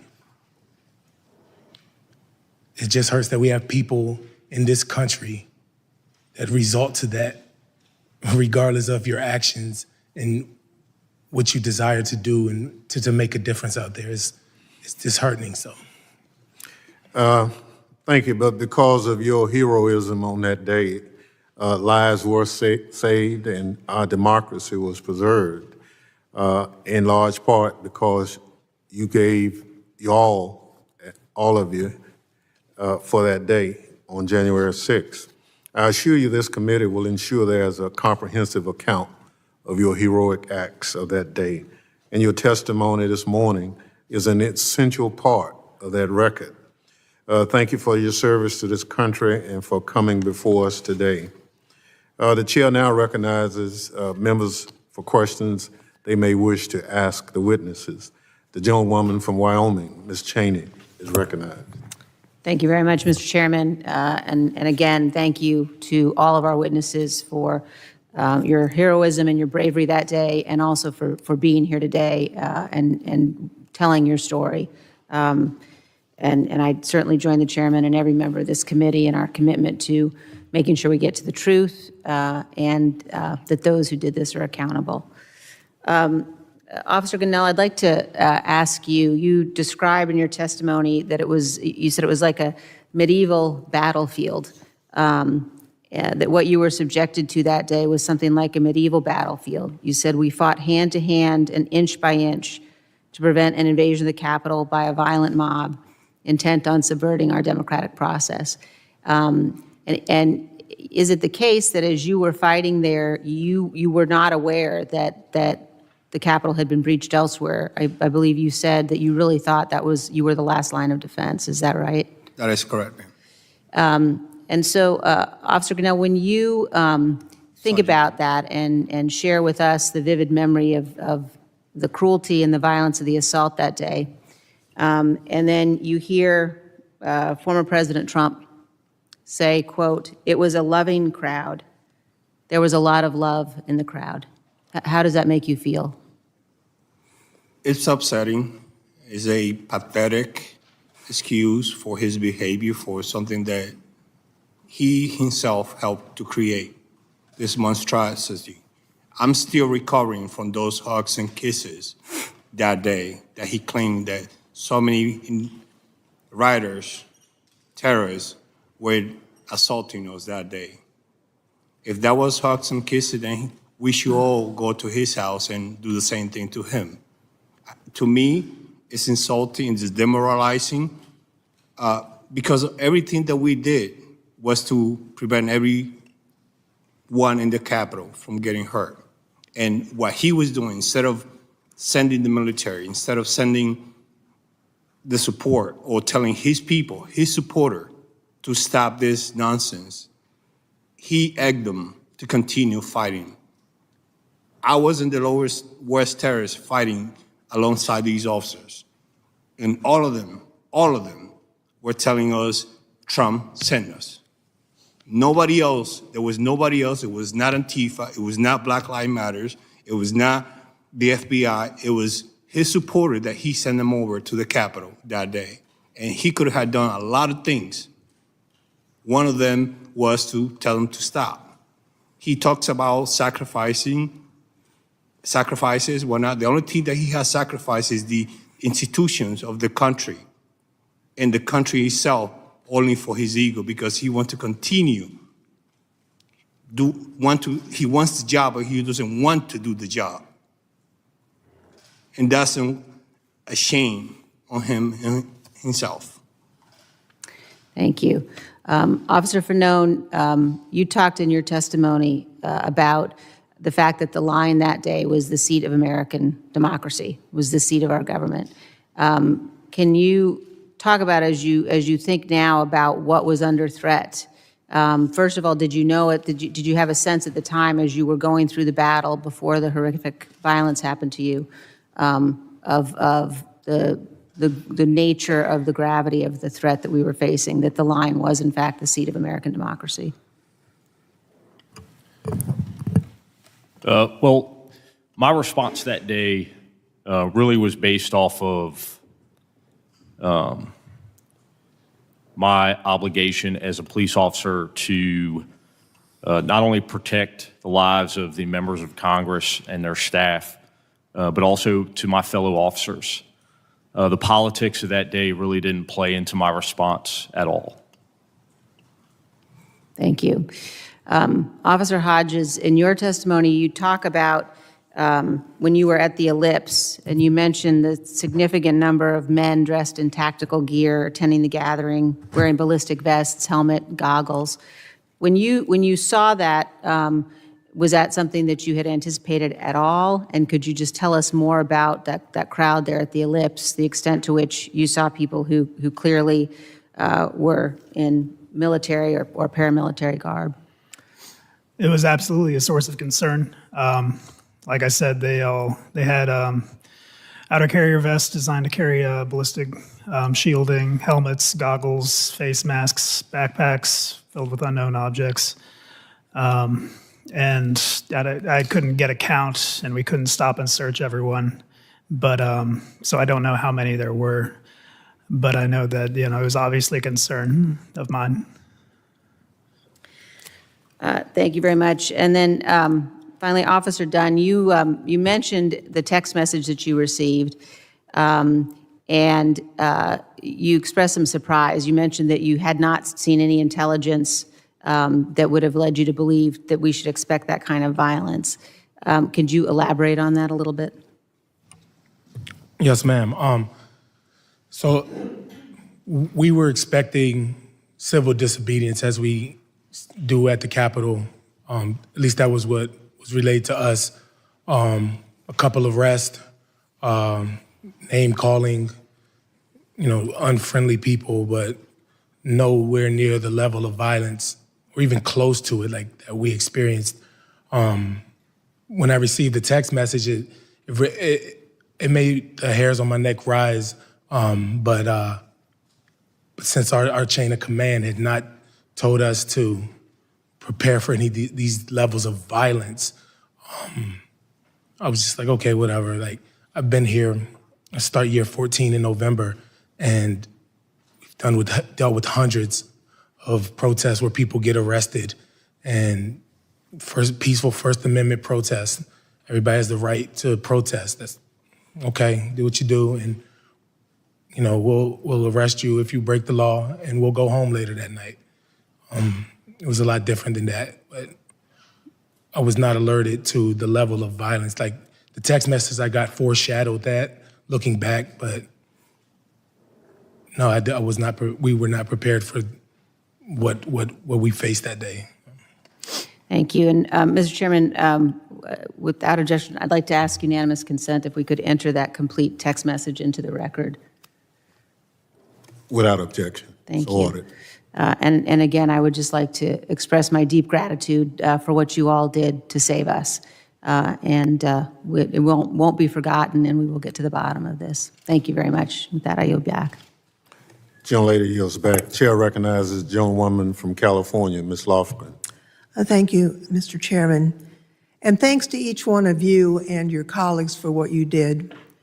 I was on the floor of the House helping to defend the voters of Arizona to a challenge to their electors while you were out trying to keep a violent mob from invading the Capitol. So I really do want to thank you for your tremendous courage and stamina and heroism. Not just for myself. I chair the House Administration Committee, and I know how many others work in this Capitol, not only the staff to the members of Congress, but the food service workers who were present and clerical staff. You saved them as well, and so they also owe you a debt of gratitude. I do realize that ultimately the rioters breached the Capitol, but the time that you kept them out really made a tremendous difference. You saved the day. You saved the Constitution, and it made a tremendous difference for our country. And Officer Dunn, I did hear you about the need for additional help, and I want to pledge to you that we will work with the Capitol Police to make sure that the resources, the mental health unit has the resources that officers need. I'll make that pledge to you right now. I would like to ask Sergeant Gunnell, not everyone knew that you were fighting in the hallway near the Lower West Terrace on January 6th. Can you tell me what you went through on that hallway? And then while you were there, Metropolitan Police arrived to help you out. What difference did that make? Sure, ma'am. Before I start, by no means am I suggesting that we will go to his house. I mean, I apologize for my outburst. After we retreated to the Lower West Terrace entrance, it was rough. It was terrible. Everything that was happening to us, it was simultaneously. And we didn't have a lot of support. We had probably like 50 officers at most when we went back in. And once we were there, we started saying to ourselves, this is it, this is the entrance where they're gonna try to breach. We're gonna hold the line. We're gonna do everything possible without even coordinating among ourselves. The few officers who were still carrying shields, we automatically assumed position in the front. Some of those shields were taken, ripped apart from the officer's hand. Some of the officers also got concussed because they were hit with the same shields they were holding, because that was so violently taken from them that they were concussed. We did multiple struggles in terms of fighting. My shield was round, and I was able to get some strikes, but because we were in so close quarters, it was hard for us to even do that. The only thing we were allowed to was push forward. Whoever had shields, stay in the front, and whoever was behind the people with the shield, then they were striking those riders. At some point, I fell on top of the floor, on the floor on top of some shields, trying to help and assist some of the officers. And I got pulled to the crowd. Luckily, I was able to free myself and stand up. Later on, the second time I went back to the front, that's when Officer Hodges was getting trampled. I was getting trampled because just a mere force of the riders pushing forward and police officer pushing out, we were getting trampled in the middle. So it was very terrible that happened to us there. Officer Fanone, before I ask you a question, I'd like to show a brief video clip of some of what you went through today. I realize this can be difficult to watch, but I think it's important for the public to see.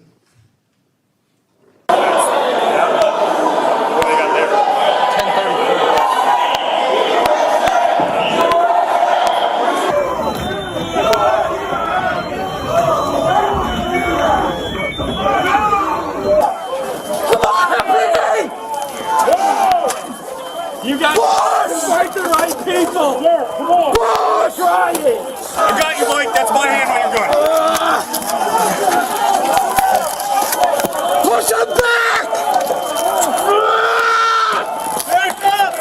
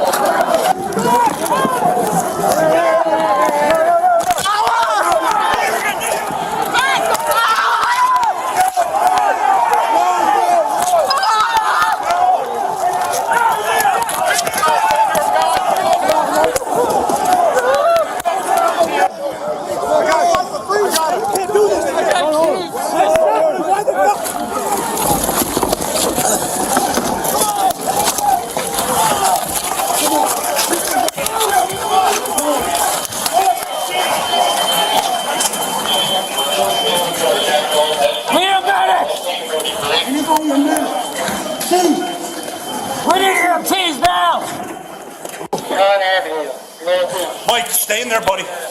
Mike, it's Jimmy. I'm here. Mike. Almost all of that was from your body camera footage. Can you walk us through what we've just seen, Officer Fanon? Well, I believe the first portion of that video began, was my body-worn camera footage from the crypt area of the Capitol Rotunda. It was there that I first heard the 1033 or distress call come out from the Lower West Terrace tunnel, which I didn't realize at the time was only a few hundred yards away from where I was at. I told my partner, Jimmy Albright, who was there with me, that there was a 1033 coming out from the Lower West Terrace. We tried to get our bearings and figure out which way that might be. We asked a group of Capitol Police officers, and they directed us down a set of stairs. From there, Jimmy and I walked down to the Lower West Terrace tunnel. The first thing I remember was seeing a buddy of mine, Sergeant Bill Bogner, who's a administrative sergeant. He used to work in my district. Now he works over at the academy. And he was unable to see. He had been sprayed in the face with bear mace. And I went up to him and told him, hey, it's Fanon. I remember he stretched out his hand to shake mine. And that's when he told me that the guys that were just beyond that set of double doors had been fighting there for, I believe he said about 30 minutes.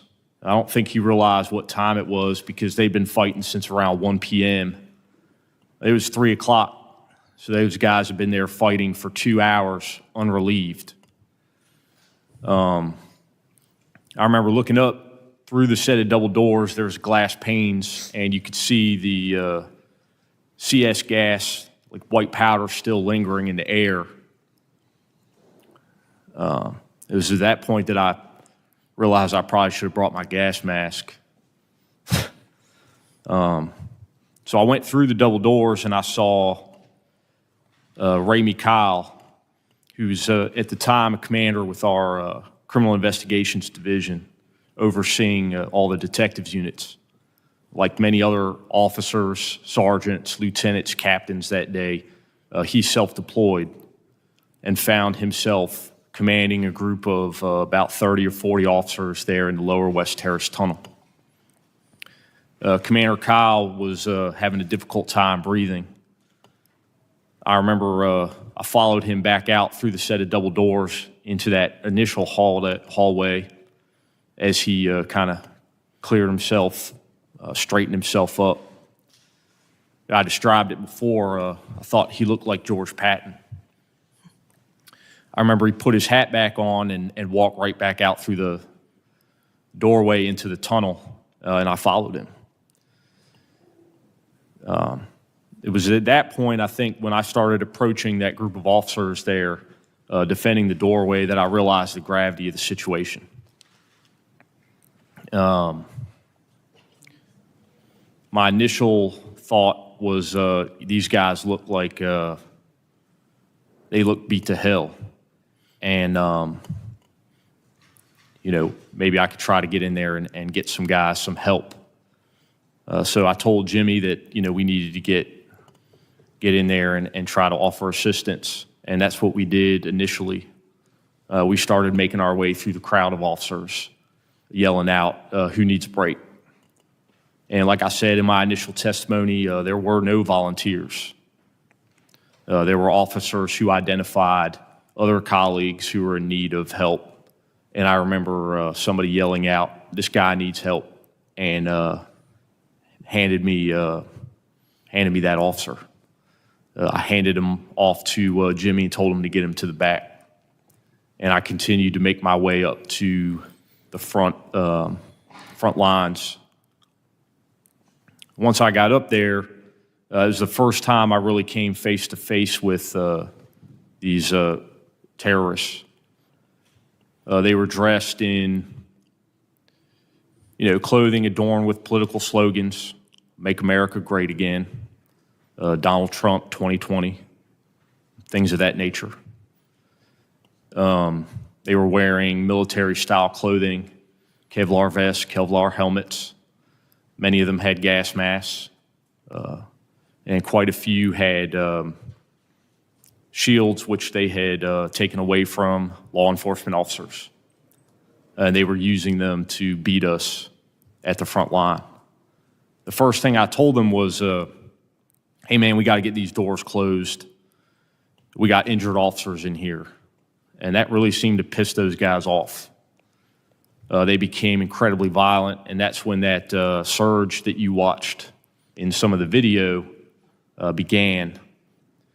And you had a large group at the mouth of that tunnel entrance trying to push their way through the officers who were fighting to defend it. I believe had they done so, or had they accomplished that, they would have trampled us to death. Most certainly, you would have had police officers killed.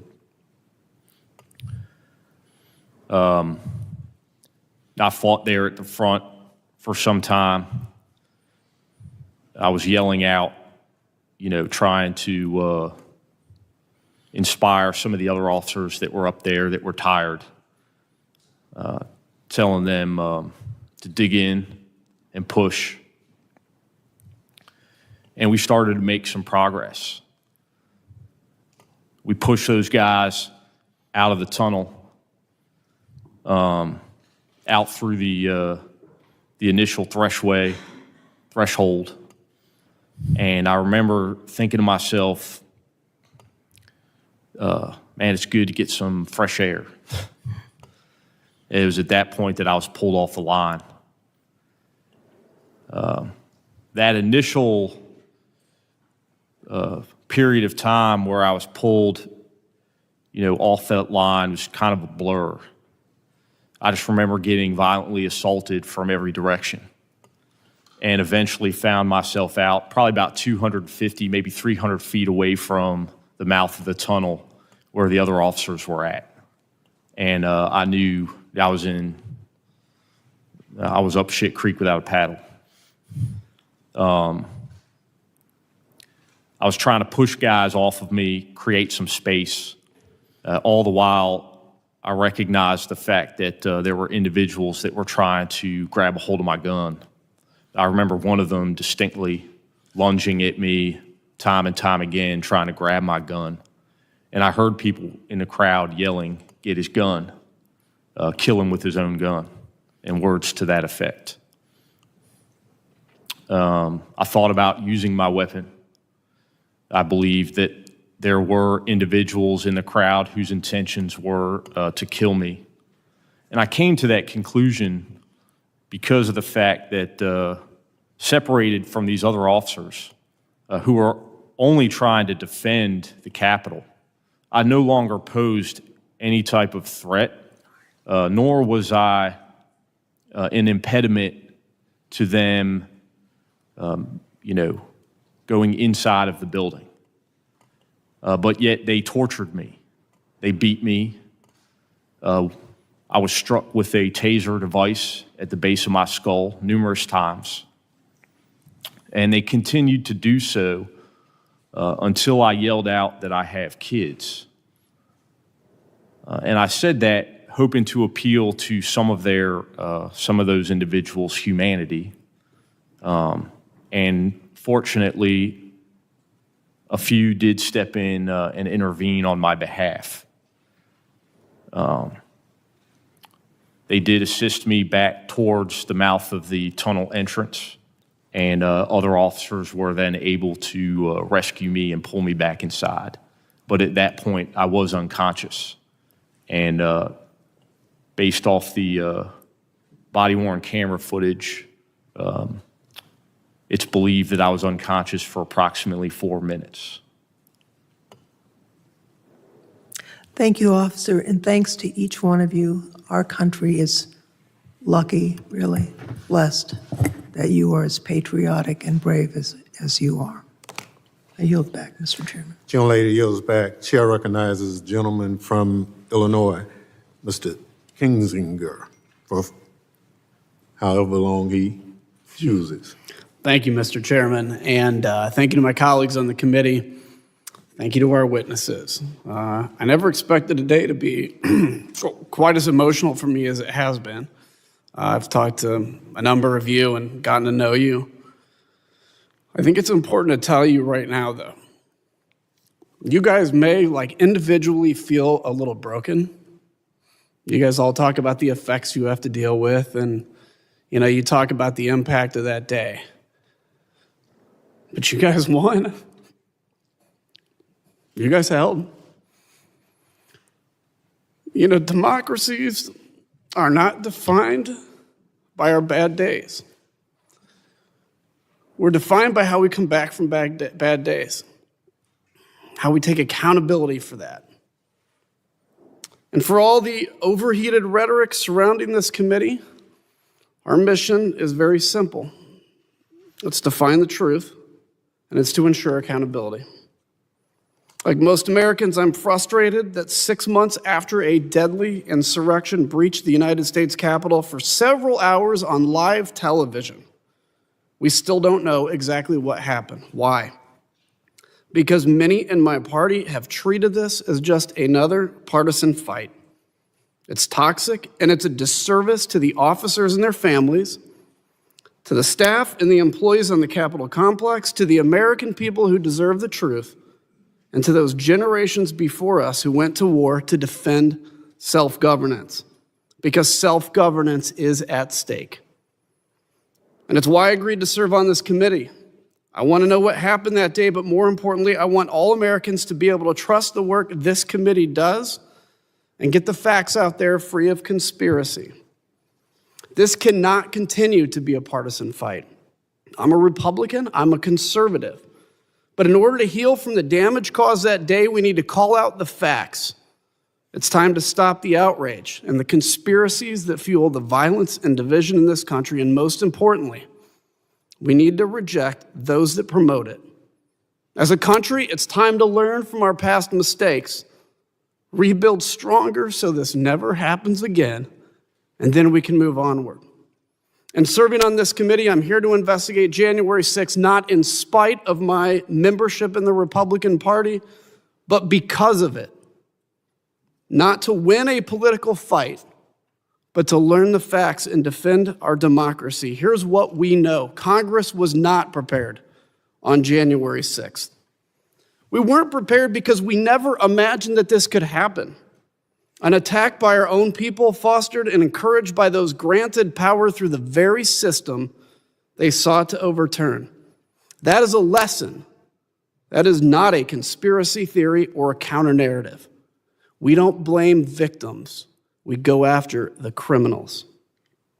Some have concocted a counter-narrative to discredit this process on the grounds that we didn't launch a similar investigation into the urban riots and looting last summer. Mr. Chairman, I was called on to serve during the summer riots as an Air National Guardsman. I condemn those riots and the destruction of property that resulted. But not once did I ever feel that the future of self-governance was threatened like I did on January 6th. There is a difference between breaking the law and rejecting the rule of law, between a crime, even grave crimes, and a coup. As we begin our work today, I want to call this committee's attention to the oath of office, an oath not to a party, not to an individual, but to the Constitution that represents all Americans. Everyone in elected office knows how hard it can be sometimes to keep that oath, to preserve, protect, and defend the Constitution of the United States in the forefront of our minds, what with the political pressures and re-elections always around the corner. But Mr. Chairman, our witnesses today, like every law enforcement officer across the country, took the same oath we did. And on January 6th, the temptation to compromise their oaths didn't come in the form of a campaign check or a threat from leadership or an all-caps tweet. It came in the form of a violent mob. While we on this dais were whisked away from the danger, heroes like those here stood their post before it and paid the price. And we are only here now because you guys were here then. Therefore, it's altogether fitting that we begin our investigation of January's lawless attack against the Constitution with these four men who made sure that the attack did not succeed, with those who helped to ensure that democracy held. And I think it's important to remember that you are four with stories, but there are hundreds with stories as well that you represent where you sit. Officer Fanone, I know your passion is to make sure that DC Metro gets the credit it's due. And I thank you for I know that you represent the hundreds of officers like Officer Hodges that responded to that call. What I want to ask, does this feel like old history to any of the four of you? Sometimes I get, we hear out there, it's time to move on, right? It's been 6 whole months, time to move on. Does this feel like old history and time to move on? You can just say yes or no. No, sir. Nope.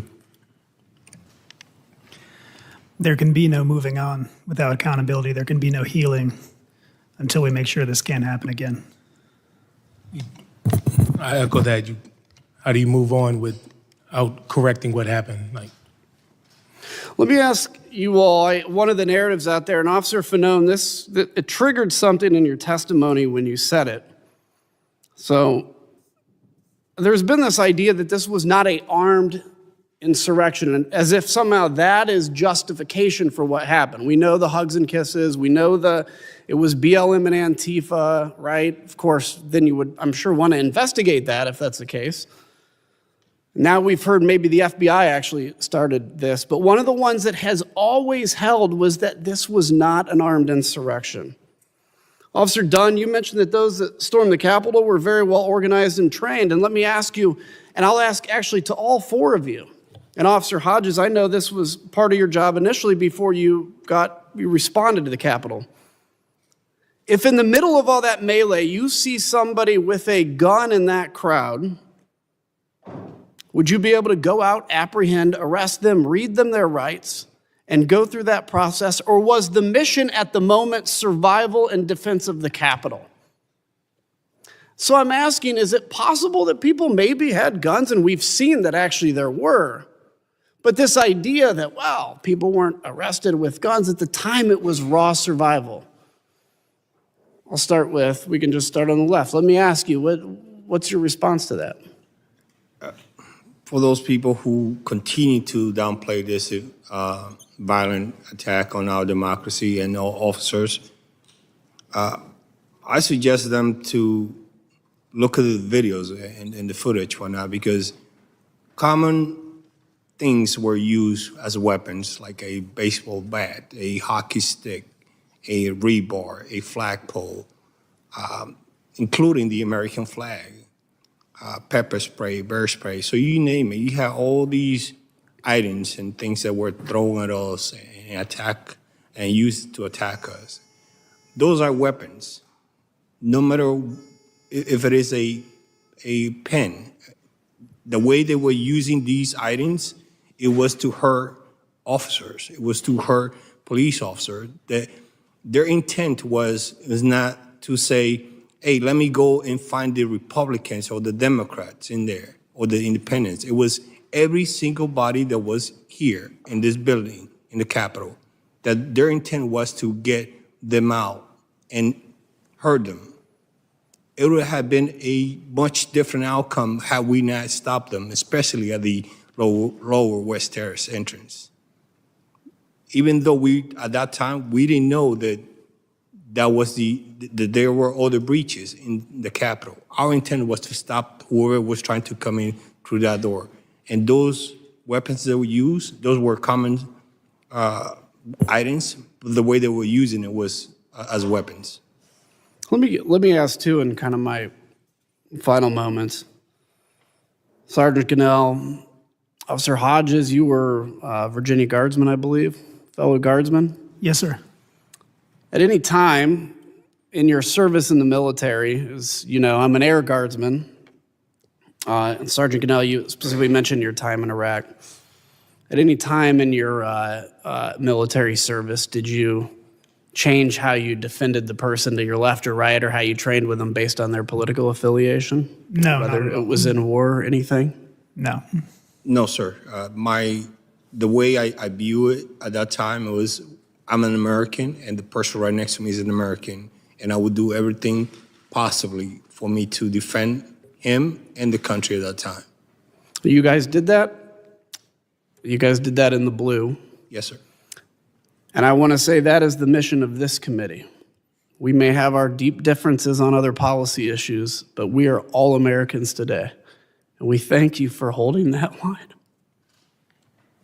Congressman, if I may respond to Congressman, when you asked about the armed part, when the assumed officers showed me what appeared to be a police badge, I don't know too many police officers, and this is just me being a police officer for 13 years, that carry their badge and don't carry a gun with them. So we look on their hips, you see a print. I didn't see that it was a gun, but a reasonable police officer would believe that that's a gun on their hip. So. And just to quickly be specific, a print is basically what looks like the outline of a gun. That's correct. Thank you, Mr. Chairman, and thank you, witnesses. Thank you. Gentleman yields back. Chair recognizes the gentleman from California, Mr. Schiff. Thank you, Mr. Chairman. I was on the House floor from the beginning of the joint session until the attack and evacuation by the Capitol Police, and I want to thank you. I'm convinced that one of the lives you saved that day might very well have been my own. We are all greatly in your debt. You are all heroes. Sergeant Gunnell, Representative Lofgren asked you about your experience, and I won't ask you to repeat that. I would like the public to see from your perspective some video, if you're comfortable with my showing it. Yeah, that's fine. If the clerk could roll the video, please. You're gonna die tonight. You know how to lock them together? Here, like this. Arms through these shields. You know how to put your arm? Do we have a hard platoon guy here? You. Show them how to lock the shields together and hold the shields. We need an avenue of escape. So wait to lock this one in. Go ahead.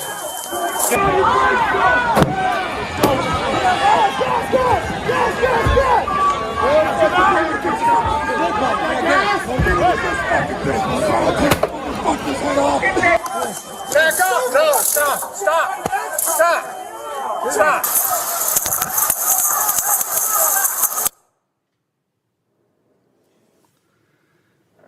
Sergeant, in that video, one of the first things you hear is someone saying you're going to die tonight. You described in your opening statement being crushed by rioters. You could feel yourself losing oxygen, thinking this was how your life was going to end, trampled to death, defending the Capitol. It's hard for any of us to understand what you went through, even though we were there. It's even harder, I think, for people around the country to understand what that was like.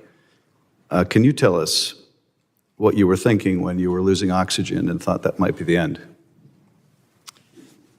My rationale there and the way I was thinking is like, we can't let these people in no matter what, even if it costs my life. That had bloody hand that you saw, that's me in there. And both my hands were bleeding bad.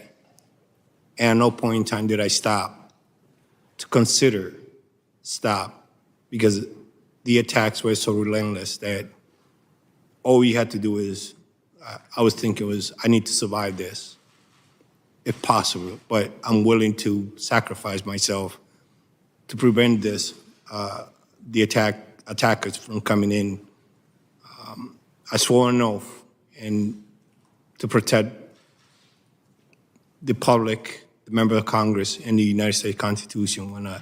And that's what I was doing that day, regardless of my personal safety, along with everybody else that was there that day. They were calling us traitors, even though they were the one committing the treasonous act that day. It is devastating and demoralizing for people, whoever party is, to call this attack and continue to minimize it like nothing happened. it was an attempted coup that was happening at the Capitol that day. And if it had been another country, the U.S. would have sent help. And people need to understand the severity of and the magnitude of the event that was happening that day. We were all fighting for our lives to give you guys a chance to go home to your family, to escape.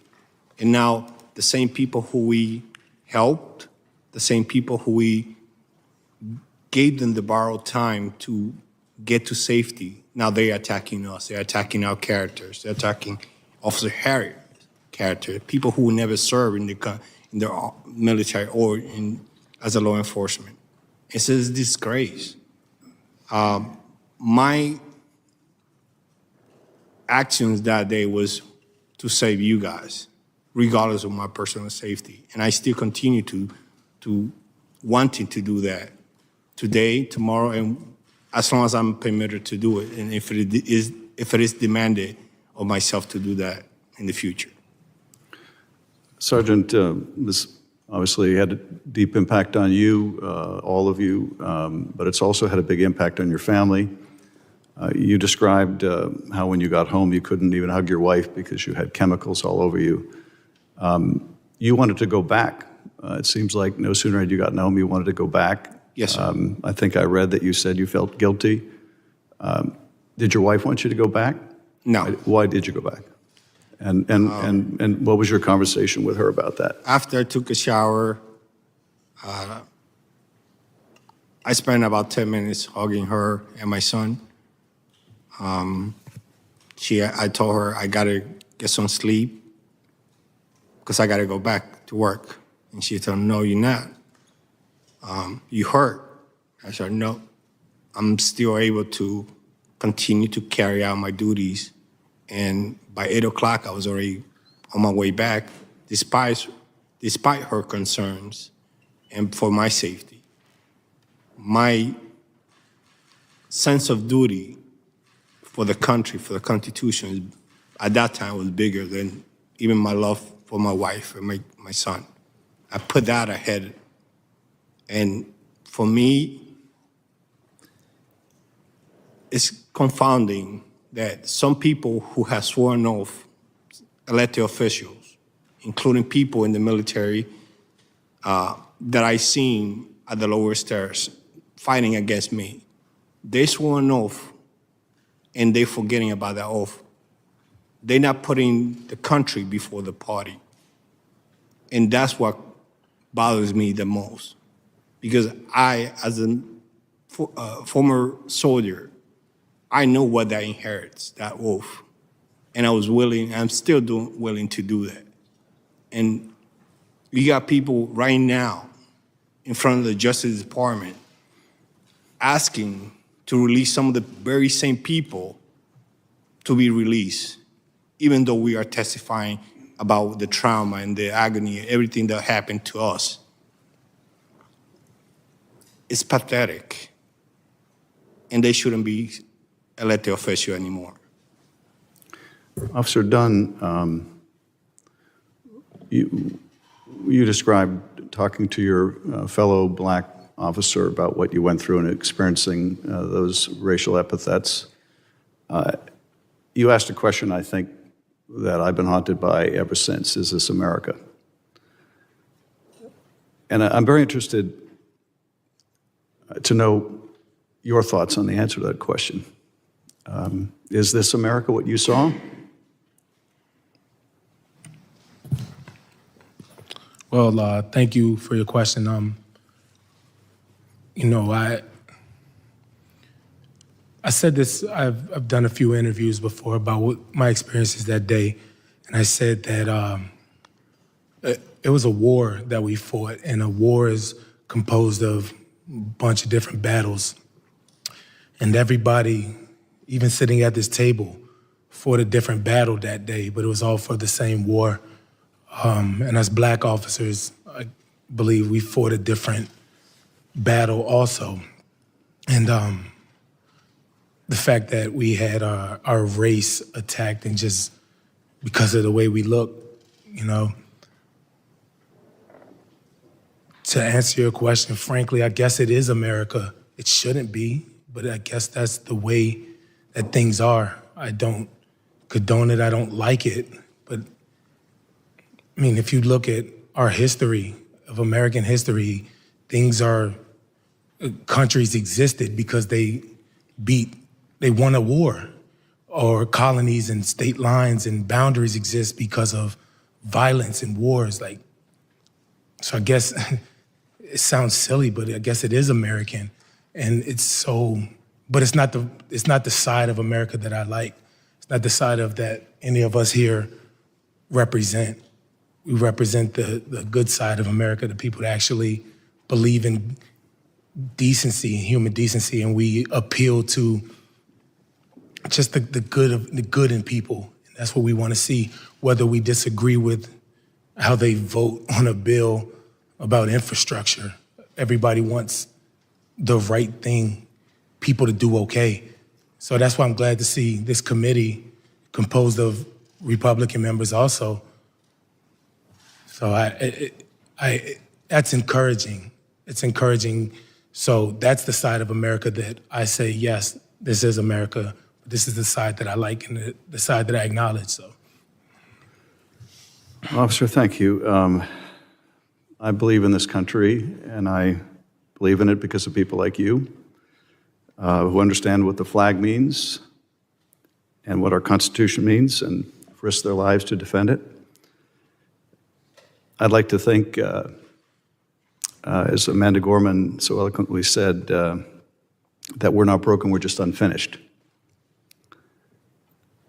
Because if we're no longer committed to a peaceful transfer of power after our elections, if our side doesn't win, then God help us.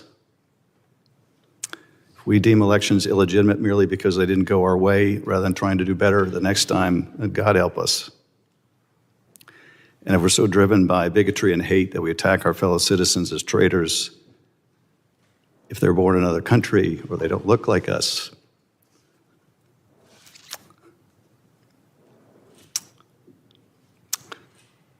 and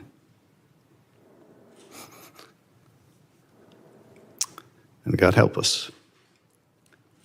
But I have faith because of folks like you. And Adam, I didn't expect this would be quite so emotional either, but it must be an Adam thing today. But I'm so grateful to all of you. And with that, Mr. Chairman, I yield back. Gentleman yields back. Chair recognizes gentleman from California, Mr. Aguilar. Thank you, Mr. Chairman and members of the committee. Gentlemen, like my colleagues, I want to extend my gratitude and appreciation for your service on January 6th, and since then, what you've had to go through.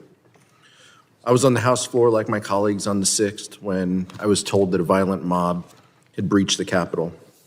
And it's because of your service, it's because of you and your colleagues that we're here today, because you were literally the last line of physical defense, laying your life on the line for democracy. My time will be limited, so I'll be asking questions of Officer Hodges and Sergeant Gannell, primarily about the weapons that you observed and how they were used. Officer Hodges, you were in a unique position because you were down Constitution. You were closer to the White House to start, as you indicated in your testimony. During the morning and the early afternoon on the 6th, what did you hear specifically about guns and explosives that had been discovered by your fellow officers? I was listening on the radio to our gun recovery unit, working the crowd. What we usually try to do is wait for the crowd to disperse before making arrests. That way we don't set off the crowd, set off a riot. So I think they might have identified people of interest that they never got a chance to address, and they were working the crowd to try and confirm reports of firearms on certain people, but it's also difficult to do given the nature of the crowd and how many there were.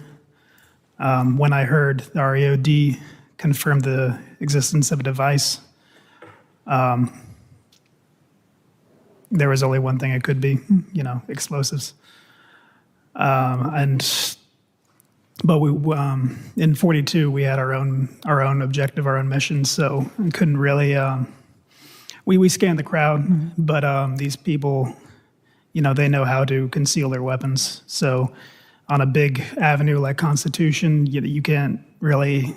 It's difficult to detect the print, or if it's in a backpack, there's really not much you can do. But we continue to scan the crowd and find what we could. But mostly it was up to our other units to make those discoveries. You talked about, in response to Representative Cheney, you talked about the gear that the individuals were wearing. So combined with what you saw visually, with what you had heard on the radio about guns, that all kind of led you to give pause about the next few hours, correct? Absolutely. Once we got to the Capitol and and we were fighting, I was wondering, how many more bombs are there? What's the trigger? Is it going to be a cell phone? Is it on a timer? How many guns are there in this crowd? If we start firing, is that the signal to them to set off the explosives? However many there are in the city. Is that the signal for them to break out their firearms and shoot back? So that's the reason, why I didn't shoot anyone, and I imagine why many others didn't, because, like I said before, there were over 9,000 of the terrorists out there with an unknown number of firearms, and a couple hundred of us, maybe. So we could not, if that turned into a firefight, we would have lost. And this was a fight we couldn't afford to lose. I want to play a video, and I'd ask that everyone watching pay attention specifically to the weapons the rioters were using. You can hear someone yell, "Get your machete." You can see officers being attacked with flagpoles, flares, and gas canisters. If we could roll the video. Still taking rocks, bottles, and pieces of flag and metal poles. Cruiser 50, the crowd is using munitions against us. They have bear spray in the crowd. Bear spray in the crowd. Let's go, Rapio, if we get him.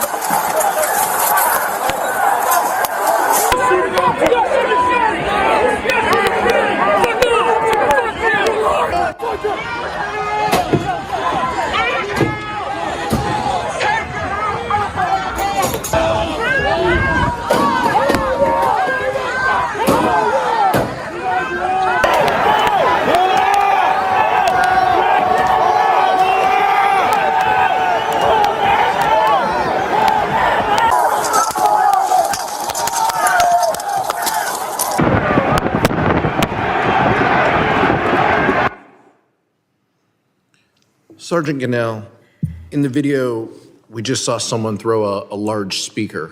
Was that directed your way? I was further inside.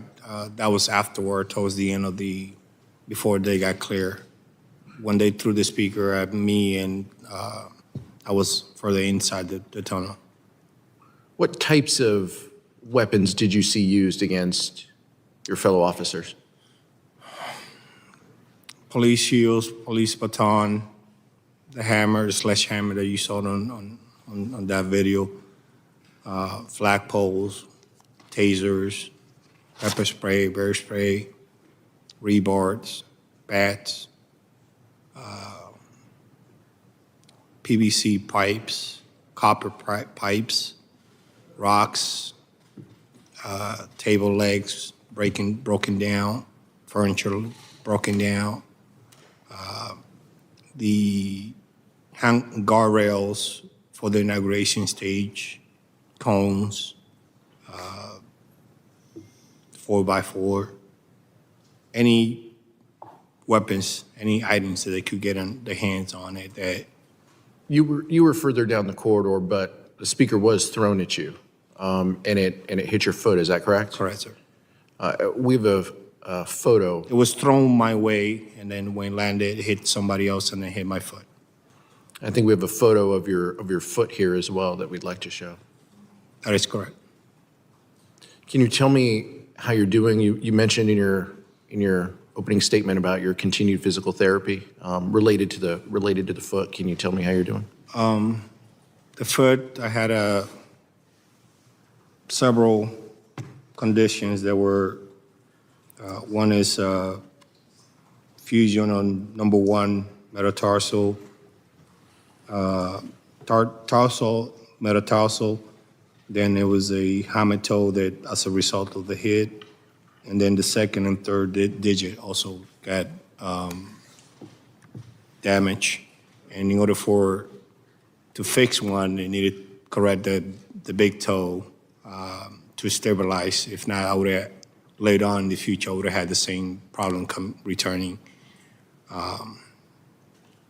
It is very painful. It is with a lot of patience and determination that I had gone through. I still had the same problems in terms of pain, stiffness, whatnot. The doctor last week on Tuesday told me that I'm going to need surgery on my shoulder because I have a labrum tear that has not healed even more than 6 months later. And possibly my rotator cuff also is going to need some work. So that you're talking about 8 months to a year more of physical treatment and rehab. Sergeant, you're an immigrant from the Dominican Republic, a naturalized U.S. citizen, and you mentioned how individuals had zeroed in on your race that day. Yes, sir. Can you tell me how that made you feel? When we were before or right after MPD just arrived with the fluorescent mountain bike unit, they got there. I was at the front line, and apparently they seen, even through my mask, they saw my skin color and said, "You're not even an American." Regardless, whether I was in the military, they don't know that, but they yelling and saying all these things to me. I mean, when I heard that, I wasn't even thinking about any racial stuff. I'd be like, okay, you don't know that for a fact, so I'm not even entertaining that. But it's just like Officer Harry done. It takes time for you to process that, and you only realize what was happening after you go back and see it from a different point in time, because I only saw that recently. But for me, I wasn't even thinking about that. I'm there to stop them regardless. I'm not thinking what they were yelling in terms of my skin color or my race.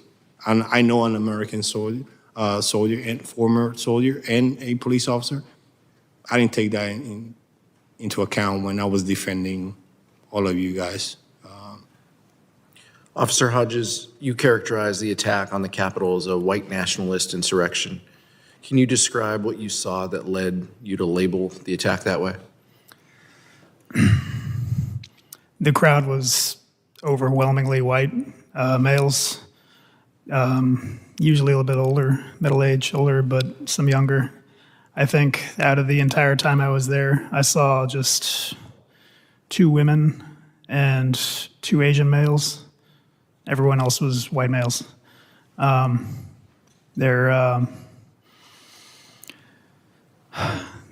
didn't say anything especially xenophobic to me, but to my black colleagues and anyone who's not white.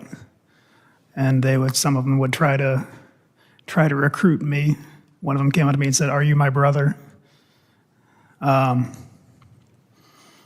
There are many known organizations with ties to white supremacy who had a presence there. I know, like 3%ers, Oath Keepers, that kind of thing. And everyone I've ever, people who associate with Donald Trump are find more likely to subscribe to that kind of belief system. I want to thank the four of you for taking the very difficult step of sharing your stories and your recollections of the threats, violence that you endured. No one should have to experience what you went through. And this committee will continue its work to give a complete accounting of what happened, to protect further officers, and to amplify the stories that you've shared today. Thank you so much for being here. Yield back, Mr. Chairman. Thank you. Gentleman yields back. Chair recognizes the gentlelady from Florida, Ms. Murphy, for 5 minutes. Thank you, Mr. Chairman, and thank you to the witnesses for your testimony today, for your bravery on January 6th, and for your service to our country. I know all of you endured a great deal on January 6th, and I know we've watched a lot of difficult video in this testimony so far, but I hope it's okay with you if I show a brief video of what Officer Hodges experienced that day. Can you please cue the video?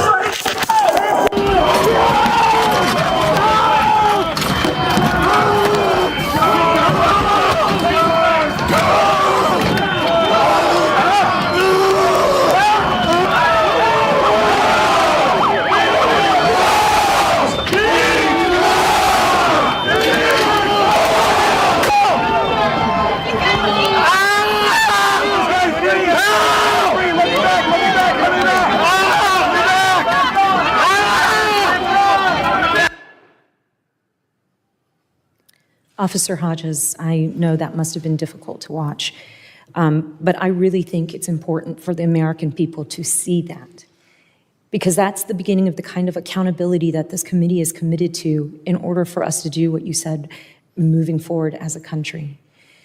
You know, January 6th was an attack on our democracy. It was an attack on the peaceful transfer of power, and it was an attack on this Capitol building. But it was also an attack on real people. And most people don't know this, and I don't think even you know this, but your actions had a profound impact on me. So at 3 p.m. on January 6th, while you were holding back the mob at the Lower West Terrace entrance, I was holed up with Congresswoman Kathleen Rice in a small office about 40 paces from the tunnel that you all were in. That's about from the distance where I'm sitting here on the dais to that back wall. And from that office, in close proximity to where you all held the line, I listened to you struggle. I listened to you yelling out to one another. I listened to you care for one another, directing people back to the makeshift eye wash station that was at the end of our hall. And then I listened to people coughing, having difficulty breathing. But I watched you and heard you all get back into the fight. And I think Congresswoman Rice and I were the only members of Congress to be down there on that Lower West Terrace. You know, we had taken refuge in that office because we thought for sure being in the basement at the heart of the Capitol was the safest place we could be. And it turned out we ended up at the center of the storm. And Officer Fanone, you had said, you know, you were 250 feet off of that tunnel and you felt certain that they were going to kill you. Imagine if they had caught the 2 members of Congress that were just 40 feet from where you all were. And I know Sergeant Gannell and Officer Hodges, you both said that you didn't realize that other parts of the Capitol had been breached, but you really felt like you were the last line of defense. Well, I'm telling you that you were our last line of defense. And during the exact period of time, Officer Hodges, in that video where you were sacrificing your body to hold that door, it gave Congresswoman Rice and I and the Capitol Police officers who had been sent to extract us the freedom of movement on that hallway to escape down the other end of that hallway. And I shudder to think about what would have happened had you not held that line. You know, I have 2 young children. I have a 10-year-old son and a 7-year-old daughter. And they're the light of my life. And the reason I was able to hug them again was because of the courage that you and your fellow officers showed that day. And so just a really heartfelt thank you. I think it's important for everybody, though, to remember that the main reason rioters didn't harm any members of Congress was because they didn't encounter any members of Congress. And they didn't encounter any members of Congress because law enforcement officers did your jobs that day, and you did it well. I think without you, what would have been a terrible and what was a terrible and tragic day would have been even more terrible and more tragic. So just very grateful for all of you. And now I'd like to talk a little bit about that video. You've talked a little bit about it in your opening statement, but can you walk us through what is happening in that scene? My understanding is that is a mix of your body camera as well as video from other vantage points. That's correct. At the beginning, you see me walking into the Capitol. That was after we were driven off of the West Terrace. I think you see me spit on the floor, unfortunately, trying to clear my lungs and mouth of all the CS and OC. You see me preparing my gas mask, donning it, ready to go back out there. And I followed the noise to the tunnel where it was just, you know, wall-to-wall people packed, fighting for with everything they had. It was full of OC and CS gas at the time, and I believe that thickest smoke was from a fire extinguisher. You could see all the residue on the officers who were there. And it's like I said before, you know, they outnumbered us 50-something to 1. So it didn't matter how many we defeated. We just had to hold on. We couldn't let anyone through, and they always had a relative, essentially an infinite number of replacements. They'd say, we need fresh patriots up here, and there would be more. So we just had to hold until someone came to help. And like I said, once I got to the front, I didn't want any more pressure on the officers behind me. So I tried to insert myself to where I could use the door frame, brace myself, and push forward so we could take back more territory. Unfortunately, that backfired. So once we lost ground, I was unable to retreat. I was crushed up against the door frame. And in my most vulnerable moments, the man in front of me took advantage and beat me in the head, ripped off my gas mask, straining my neck, skull, split my lip open, just everything he could. And at that point, I recognized that if I stayed there, then I was gonna, pass out from lack of oxygen or get dragged out into the crowd and end up like Fanone. So I called for help. I tried to make it clear that, my position was untenable. I had to fall back, and thankfully the other officers heard that, were able to get me out of there. And to the back where I recuperated as best I could before I got back out there again. Well, it's clear that you suffered immense pain from the assault. It's clear that you were outnumbered, and yet you just said you got back out there again. Tell me what's worth all of that pain? What was worth it? What were you fighting for that day? Democracy. You were 40 feet away, 40 yards, whatever. Especially with the razor-thin margins on Democrats and Republicans in the House and Senate, if any single one person was kidnapped or killed, which I have no doubt in my mind is what they intended, that would affect the outcome of legislation and all your duties for years to come. And if that's just one person, what if, more than one person? The difference would be even greater than what should be and will be. And obviously for each other. Your immediate concern is the well-being of your colleagues, the other officers who were there fighting beside me. I think I can speak for everyone when I say we worry about each other more than ourselves. That's just in our nature. It's part of why you become a police officer. So, like when Fanone said he was trying to find out who needs help and no one would volunteer, that's just an example of that kind of mindset that we have. So it was for democracy, it was for the men and women of the House and Senate, it was for each other, and it was for the future of the country. Thank you, Officer Hodges, and thank you all for defending democracy. And I appreciate your testimony, and I appreciate your continued service. With that, I yield back. Gentlelady yields back. Chair recognizes the gentleman from Maryland, Mr. Raskin. Thank you, Mr. Chairman. Sergeant Cannell, Officer Fanone, Officer Hodges, Officer Dunn, you are great law enforcement officers and a hero to law enforcement officers across the country. You're great public servants, and you're a hero to public servants across the country, but you are great Americans, and you are heroes to all of America. And long after you are gone, you will be remembered as heroes to our country, along with your fellow officers. And those who attacked you and those who beat you are fascist traitors to our country and will be remembered forever as fascist traitors. Now, Officer Dunn, I've got to start with you because you're my constituent.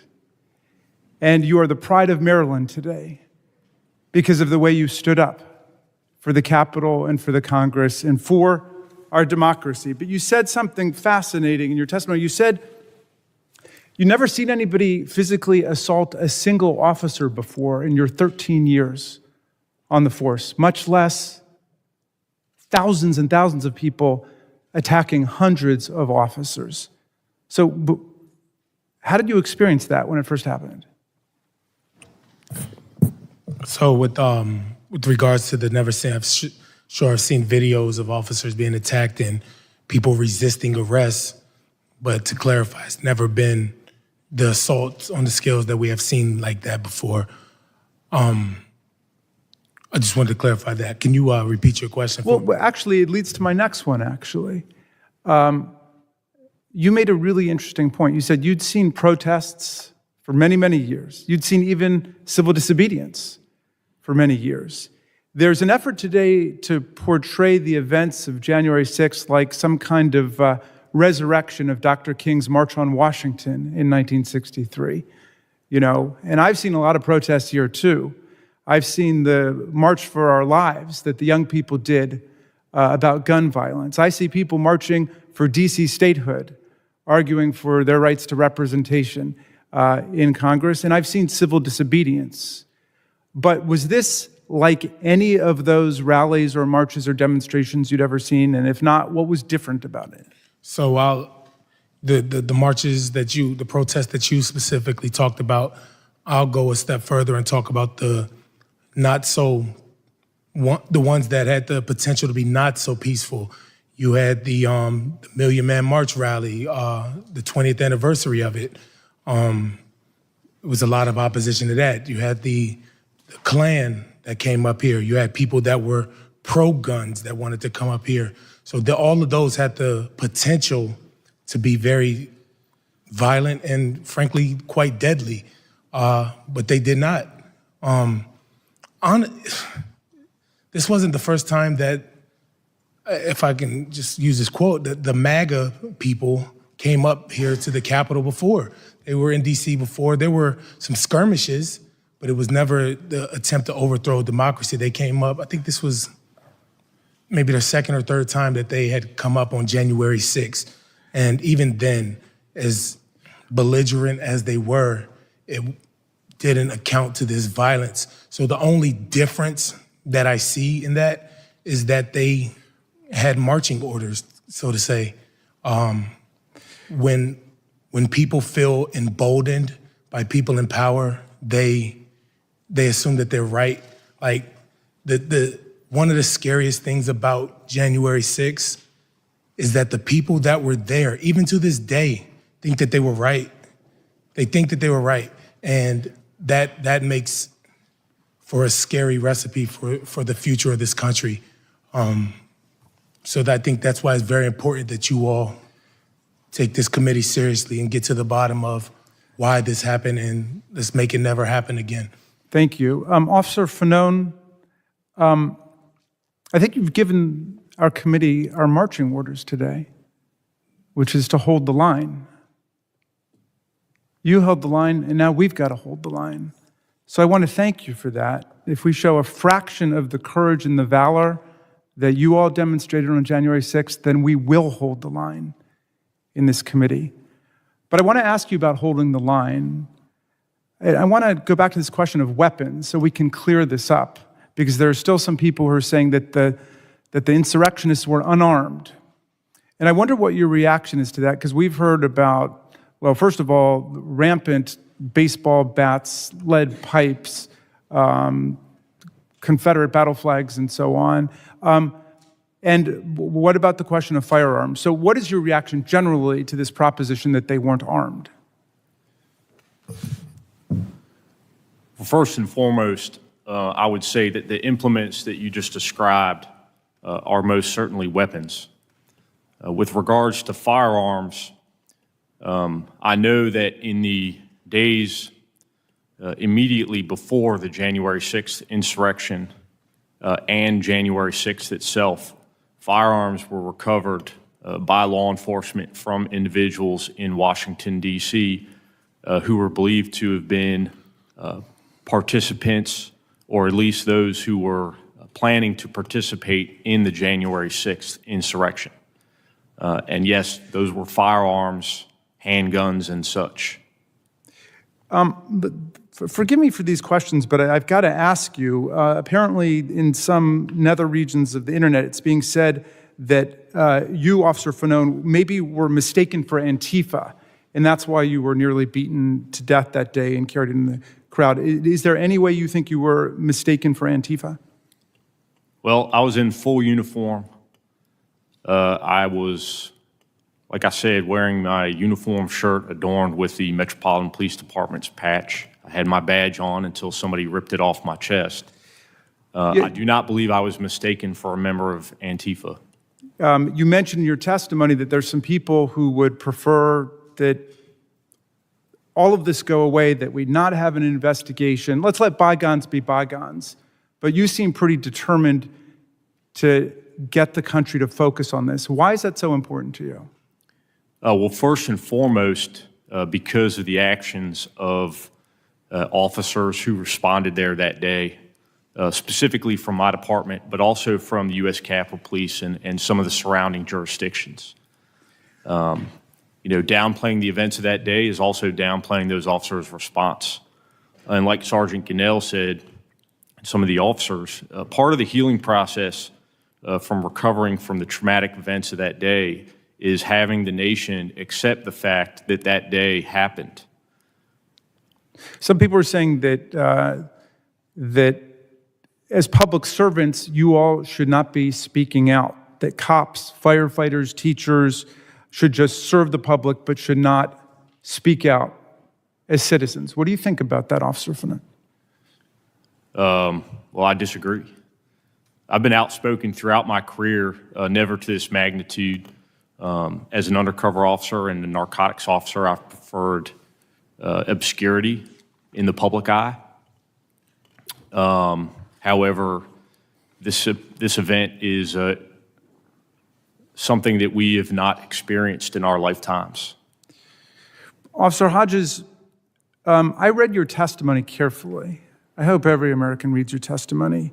But I noted that you referred to terrorists or terrorism 15 different times to describe the people who were assaulting officers, dragging them through the crowd, stealing their weapons, smashing them over the head, gouging eyes, and so on. However, some of our colleagues have been calling the violent insurrectionists not terrorists, but tourists. Why do you call the attackers terrorists, and what do you think about our colleagues who think we should call them tourists? Well, if that's what American tourists are like, I can see why foreign countries don't like American tourists.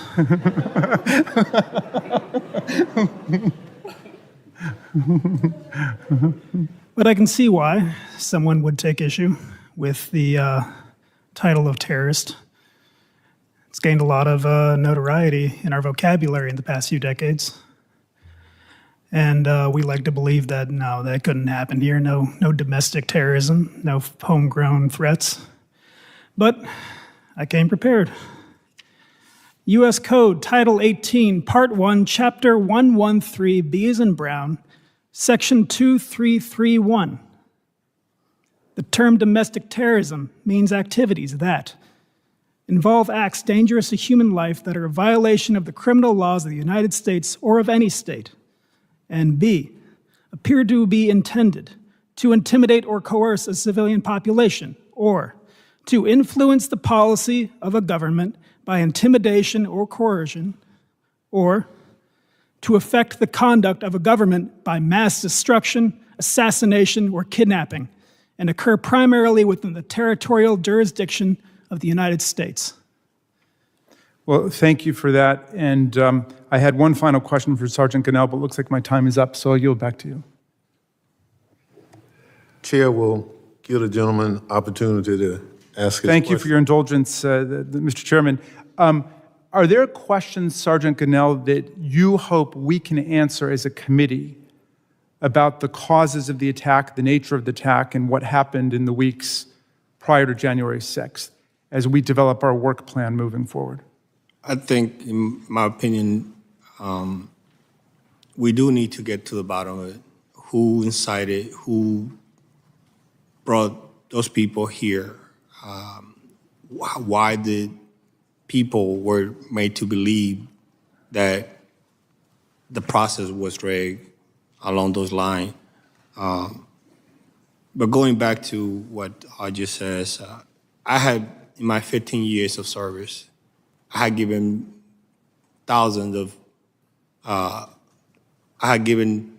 tour to thousands of people at the Capitol as an officer, as a sergeant, and even in plain clothes uniform. At no point in time did I ever got attacked.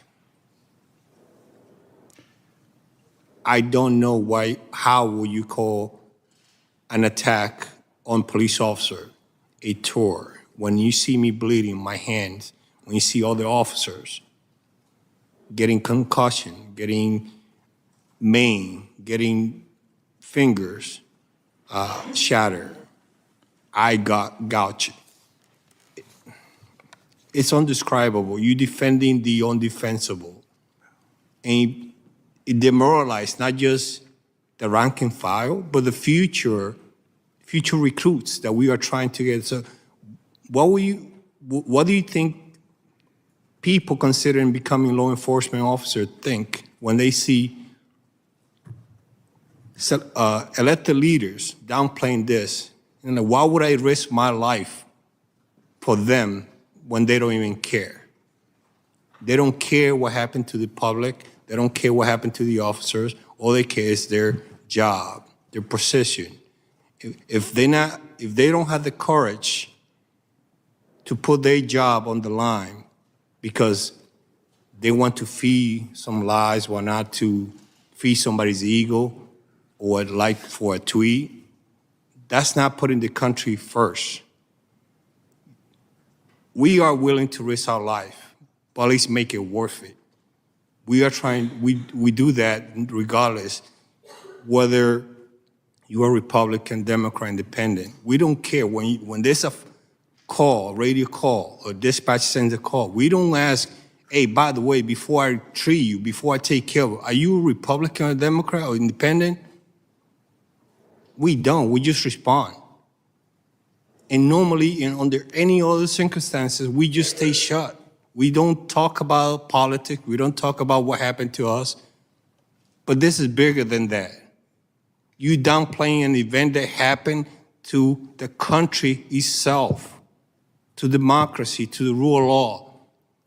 You're talking about people who claim that they are pro-law enforcement, pro-police, pro-law and order, and then yet when they have the chance and the opportunity to do something about it, to hold people accountable, you don't. You pass the bucket like nothing happened, and it's so devastating for recruiting. Yes, we need bodies right now, but this makes it harder, especially when trying to attract the talent that we need. People who are willing to risk their lives to protect you guys.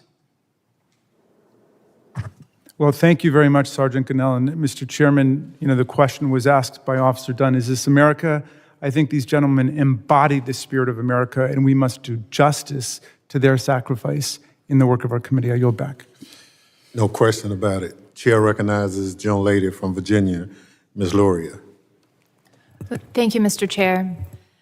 And I want to say to the four officers here today that I'm grateful for your service, for you sharing your stories, for your willingness to speak to the members of this committee and to the American people about the horrific things that you experienced on January 6th, truly experienced in defense of our democracy.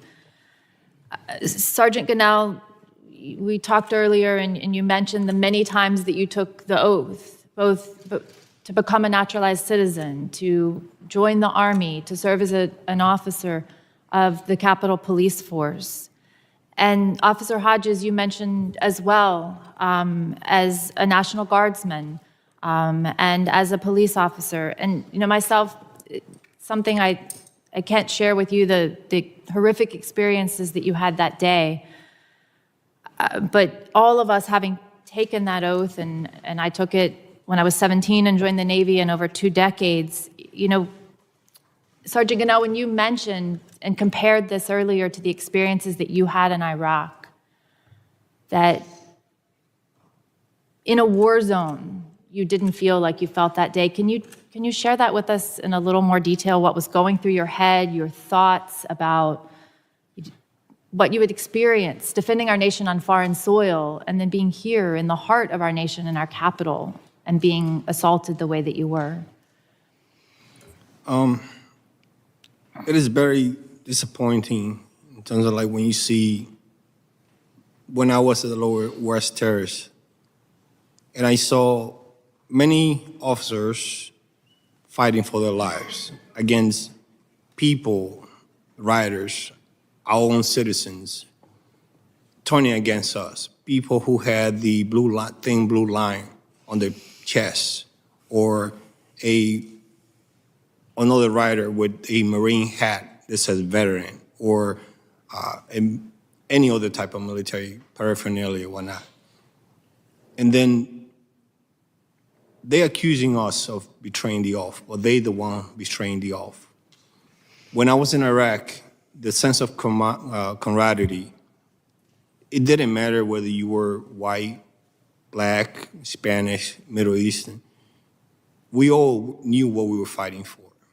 And my experience there was there were times that I was scared of going on convoys or doing my supply mission to local Iraqi population, because at any point we were possibly ambushed or getting shot at.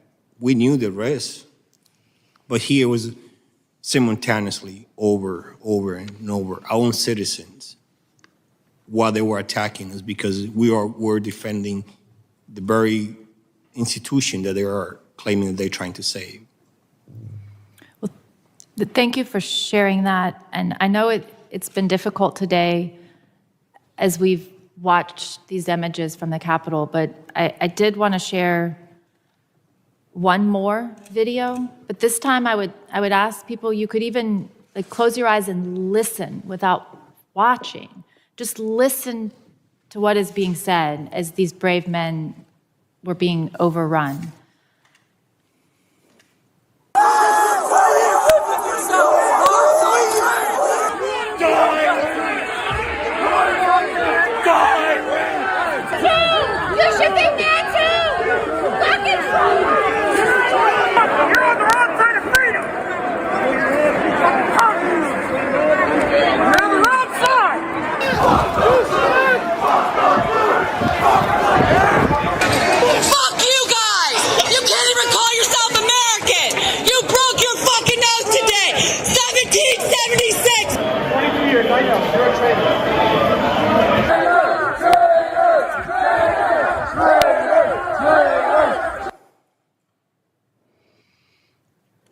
So, Officer Fanone, I wanted to turn to you.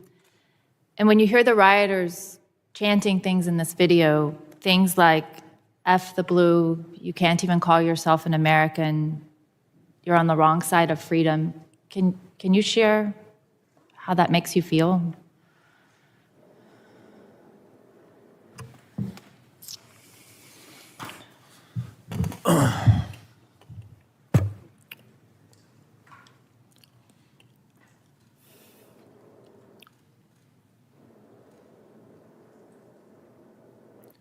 Again, I think when my response that day, and at no point that day did I ever think about the politics of that crowd.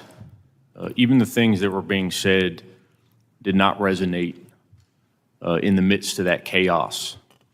But what did resonate was the fact that thousands of Americans were attacking police officers who were simply there doing their job. And that they were there to disrupt members of Congress who were doing their job.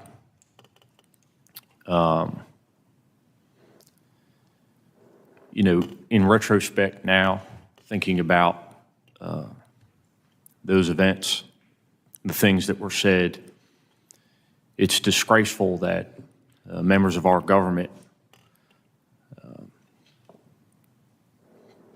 I believe, were responsible for inciting that behavior and then continue to propagate those statements.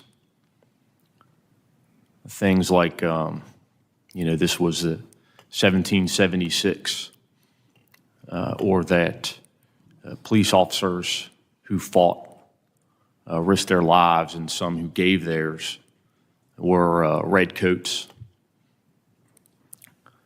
and traitors. To me, those individuals are, representative of the worst that America has to offer.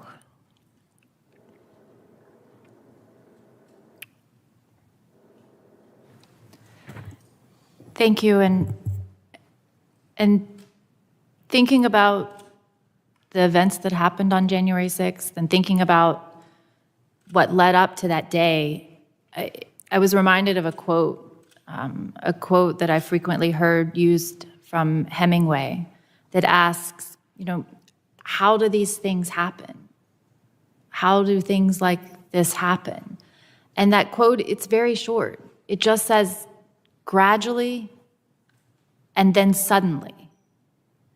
And I think that our founders understood that our republic was very fragile and it would be tested. And it was tested here on January 6th. You know, in 20 years, I don't want to look back on this moment and think that we saw these signs coming gradually, that these were signs that we ignored, that signs that people thought were just isolated incidents or signs of things that we thought could never happen. And I don't want to say to my daughter or Sergeant Gunnell to your son or Officer Fanone to your 4 daughters, I don't want any of us to say that this happened gradually and then suddenly. And that some were just too worried about winning the next election to do something about it or too cowardly to seek the truth. So that's the task before this committee. I'm sure that we'll be attacked by cowards, by those in the arena, those only in the stands, and that we'll be attacked by people who are more concerned about their own power than about the good of this country. But my oath, your oath, all of our oaths here today to protect and defend the Constitution against all enemies, foreign and domestic, will be our guiding light for this investigation. And as Officer Dunn said earlier, you said we can never again allow our democracy to be put in peril. So I will say that we will persevere, we will do what is right, and our nation is truly ever grateful to you who held that line. Your actions on January 6th could very well have been what saved our democracy, and we thank you.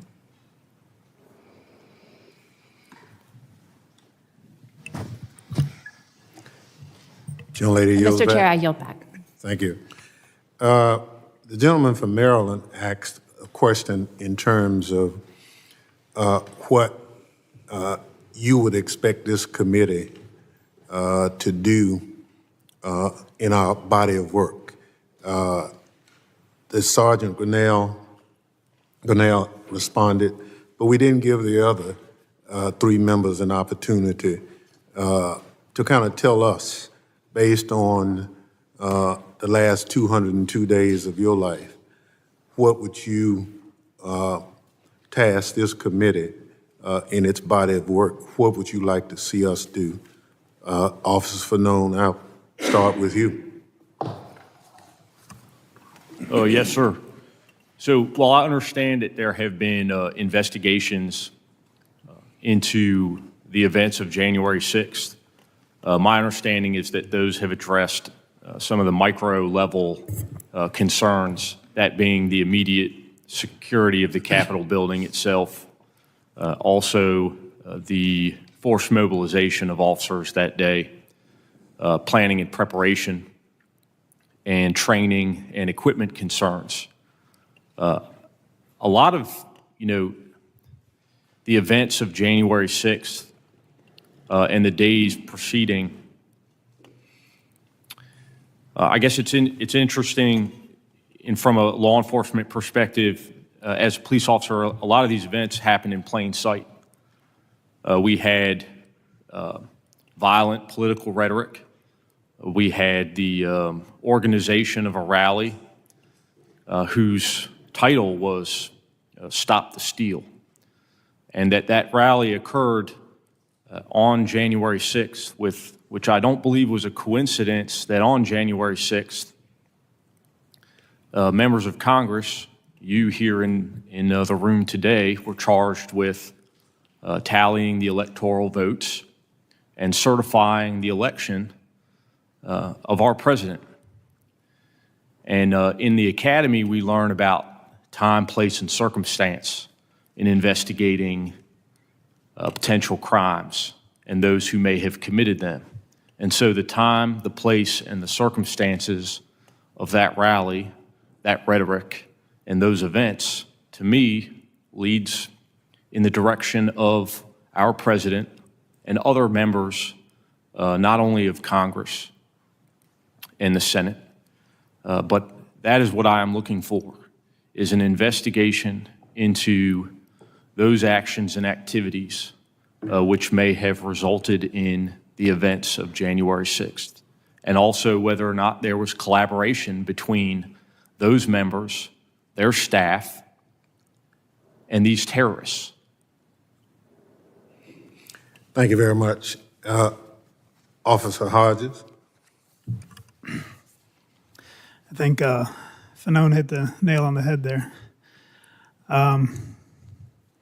As patrol officers, we can only, deal with the crimes that happen on the streets, the misdemeanors, and occasionally the violent felonies. But you guys are the only ones we've got to deal with crimes that occur above us. I need you guys to address if anyone in power had a role in this, if anyone in power coordinated or aided or abetted or tried to downplay, tried to prevent the investigation of this terrorist attack, because we can't do it. We're not allowed to. And I think the majority of Americans are really looking forward to that as well. Thank you. Officer Dunn. Thank you, Chairman. There's been a sentiment that's going around that says everybody's trying to make January 6th political. Well, it's not a secret that it was political. They literally were there to stop the steal. So when people say it shouldn't be political, it is. It was and it is. There's no getting around that. Telling the truth shouldn't be hard. Fighting on January 6th, that was hard. Showing up January 7th, that was hard.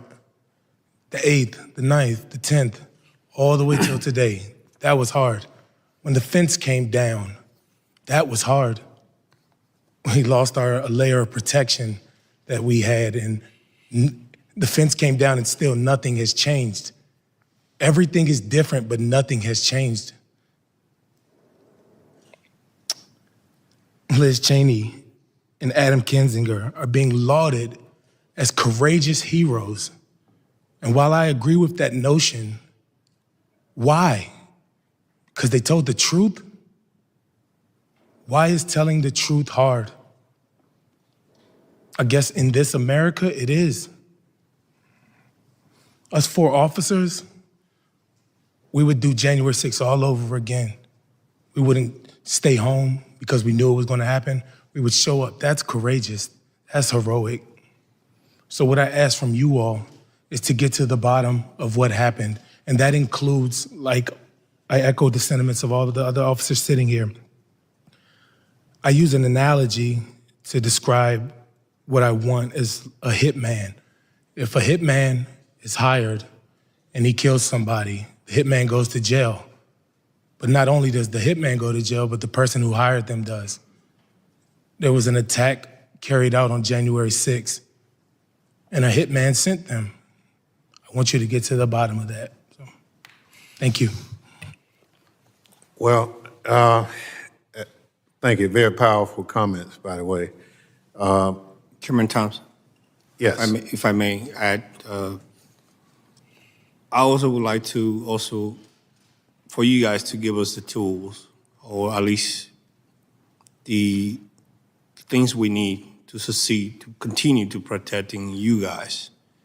I think that's essential for you guys to provide us what we need in terms of like financially. I don't know, I'm not part of the innuendo about how that process works, but perhaps fortifying the Capitol, that will help.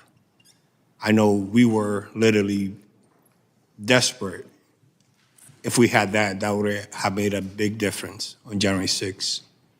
I know people want to keep this place open to the public as much as possible, but there are things that we could do to remediate that, and also, or to reinforce entrances, whatnot.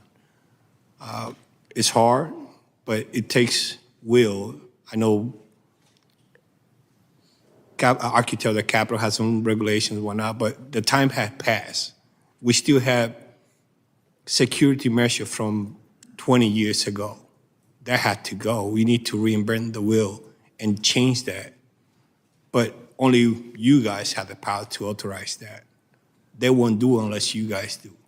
The other thing is, we still only operating on certain things that we could adjust, things that we were doing back in when 9/11 happened. We're still doing it today, even 6 months after the attack on the Capitol.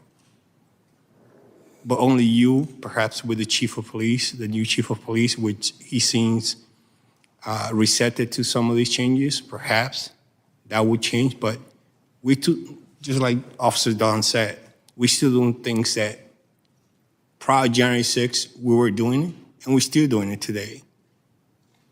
And I think that should change. Thank you. Well, again, thank all of you for your testimony, and obviously you are real heroes in this situation. What you did in the committee's opinion helped preserve this democracy. The time you gave for reinforcements to finally get to the Capitol made the difference. So for that, we thank you. But you carried out your duties at tremendous risk. Now we on this committee have a duty, however, a far less dangerous one, but an essential one, to get to the bottom of what happened that day. We cannot allow what happened on January 6th to ever happen again. We owe it to the American people. We owe it to you and your colleagues, and we will not fail, I assure you, in that responsibility. Thank you again to our witnesses, as well as our distinguished colleagues of the committee. Any closing remarks?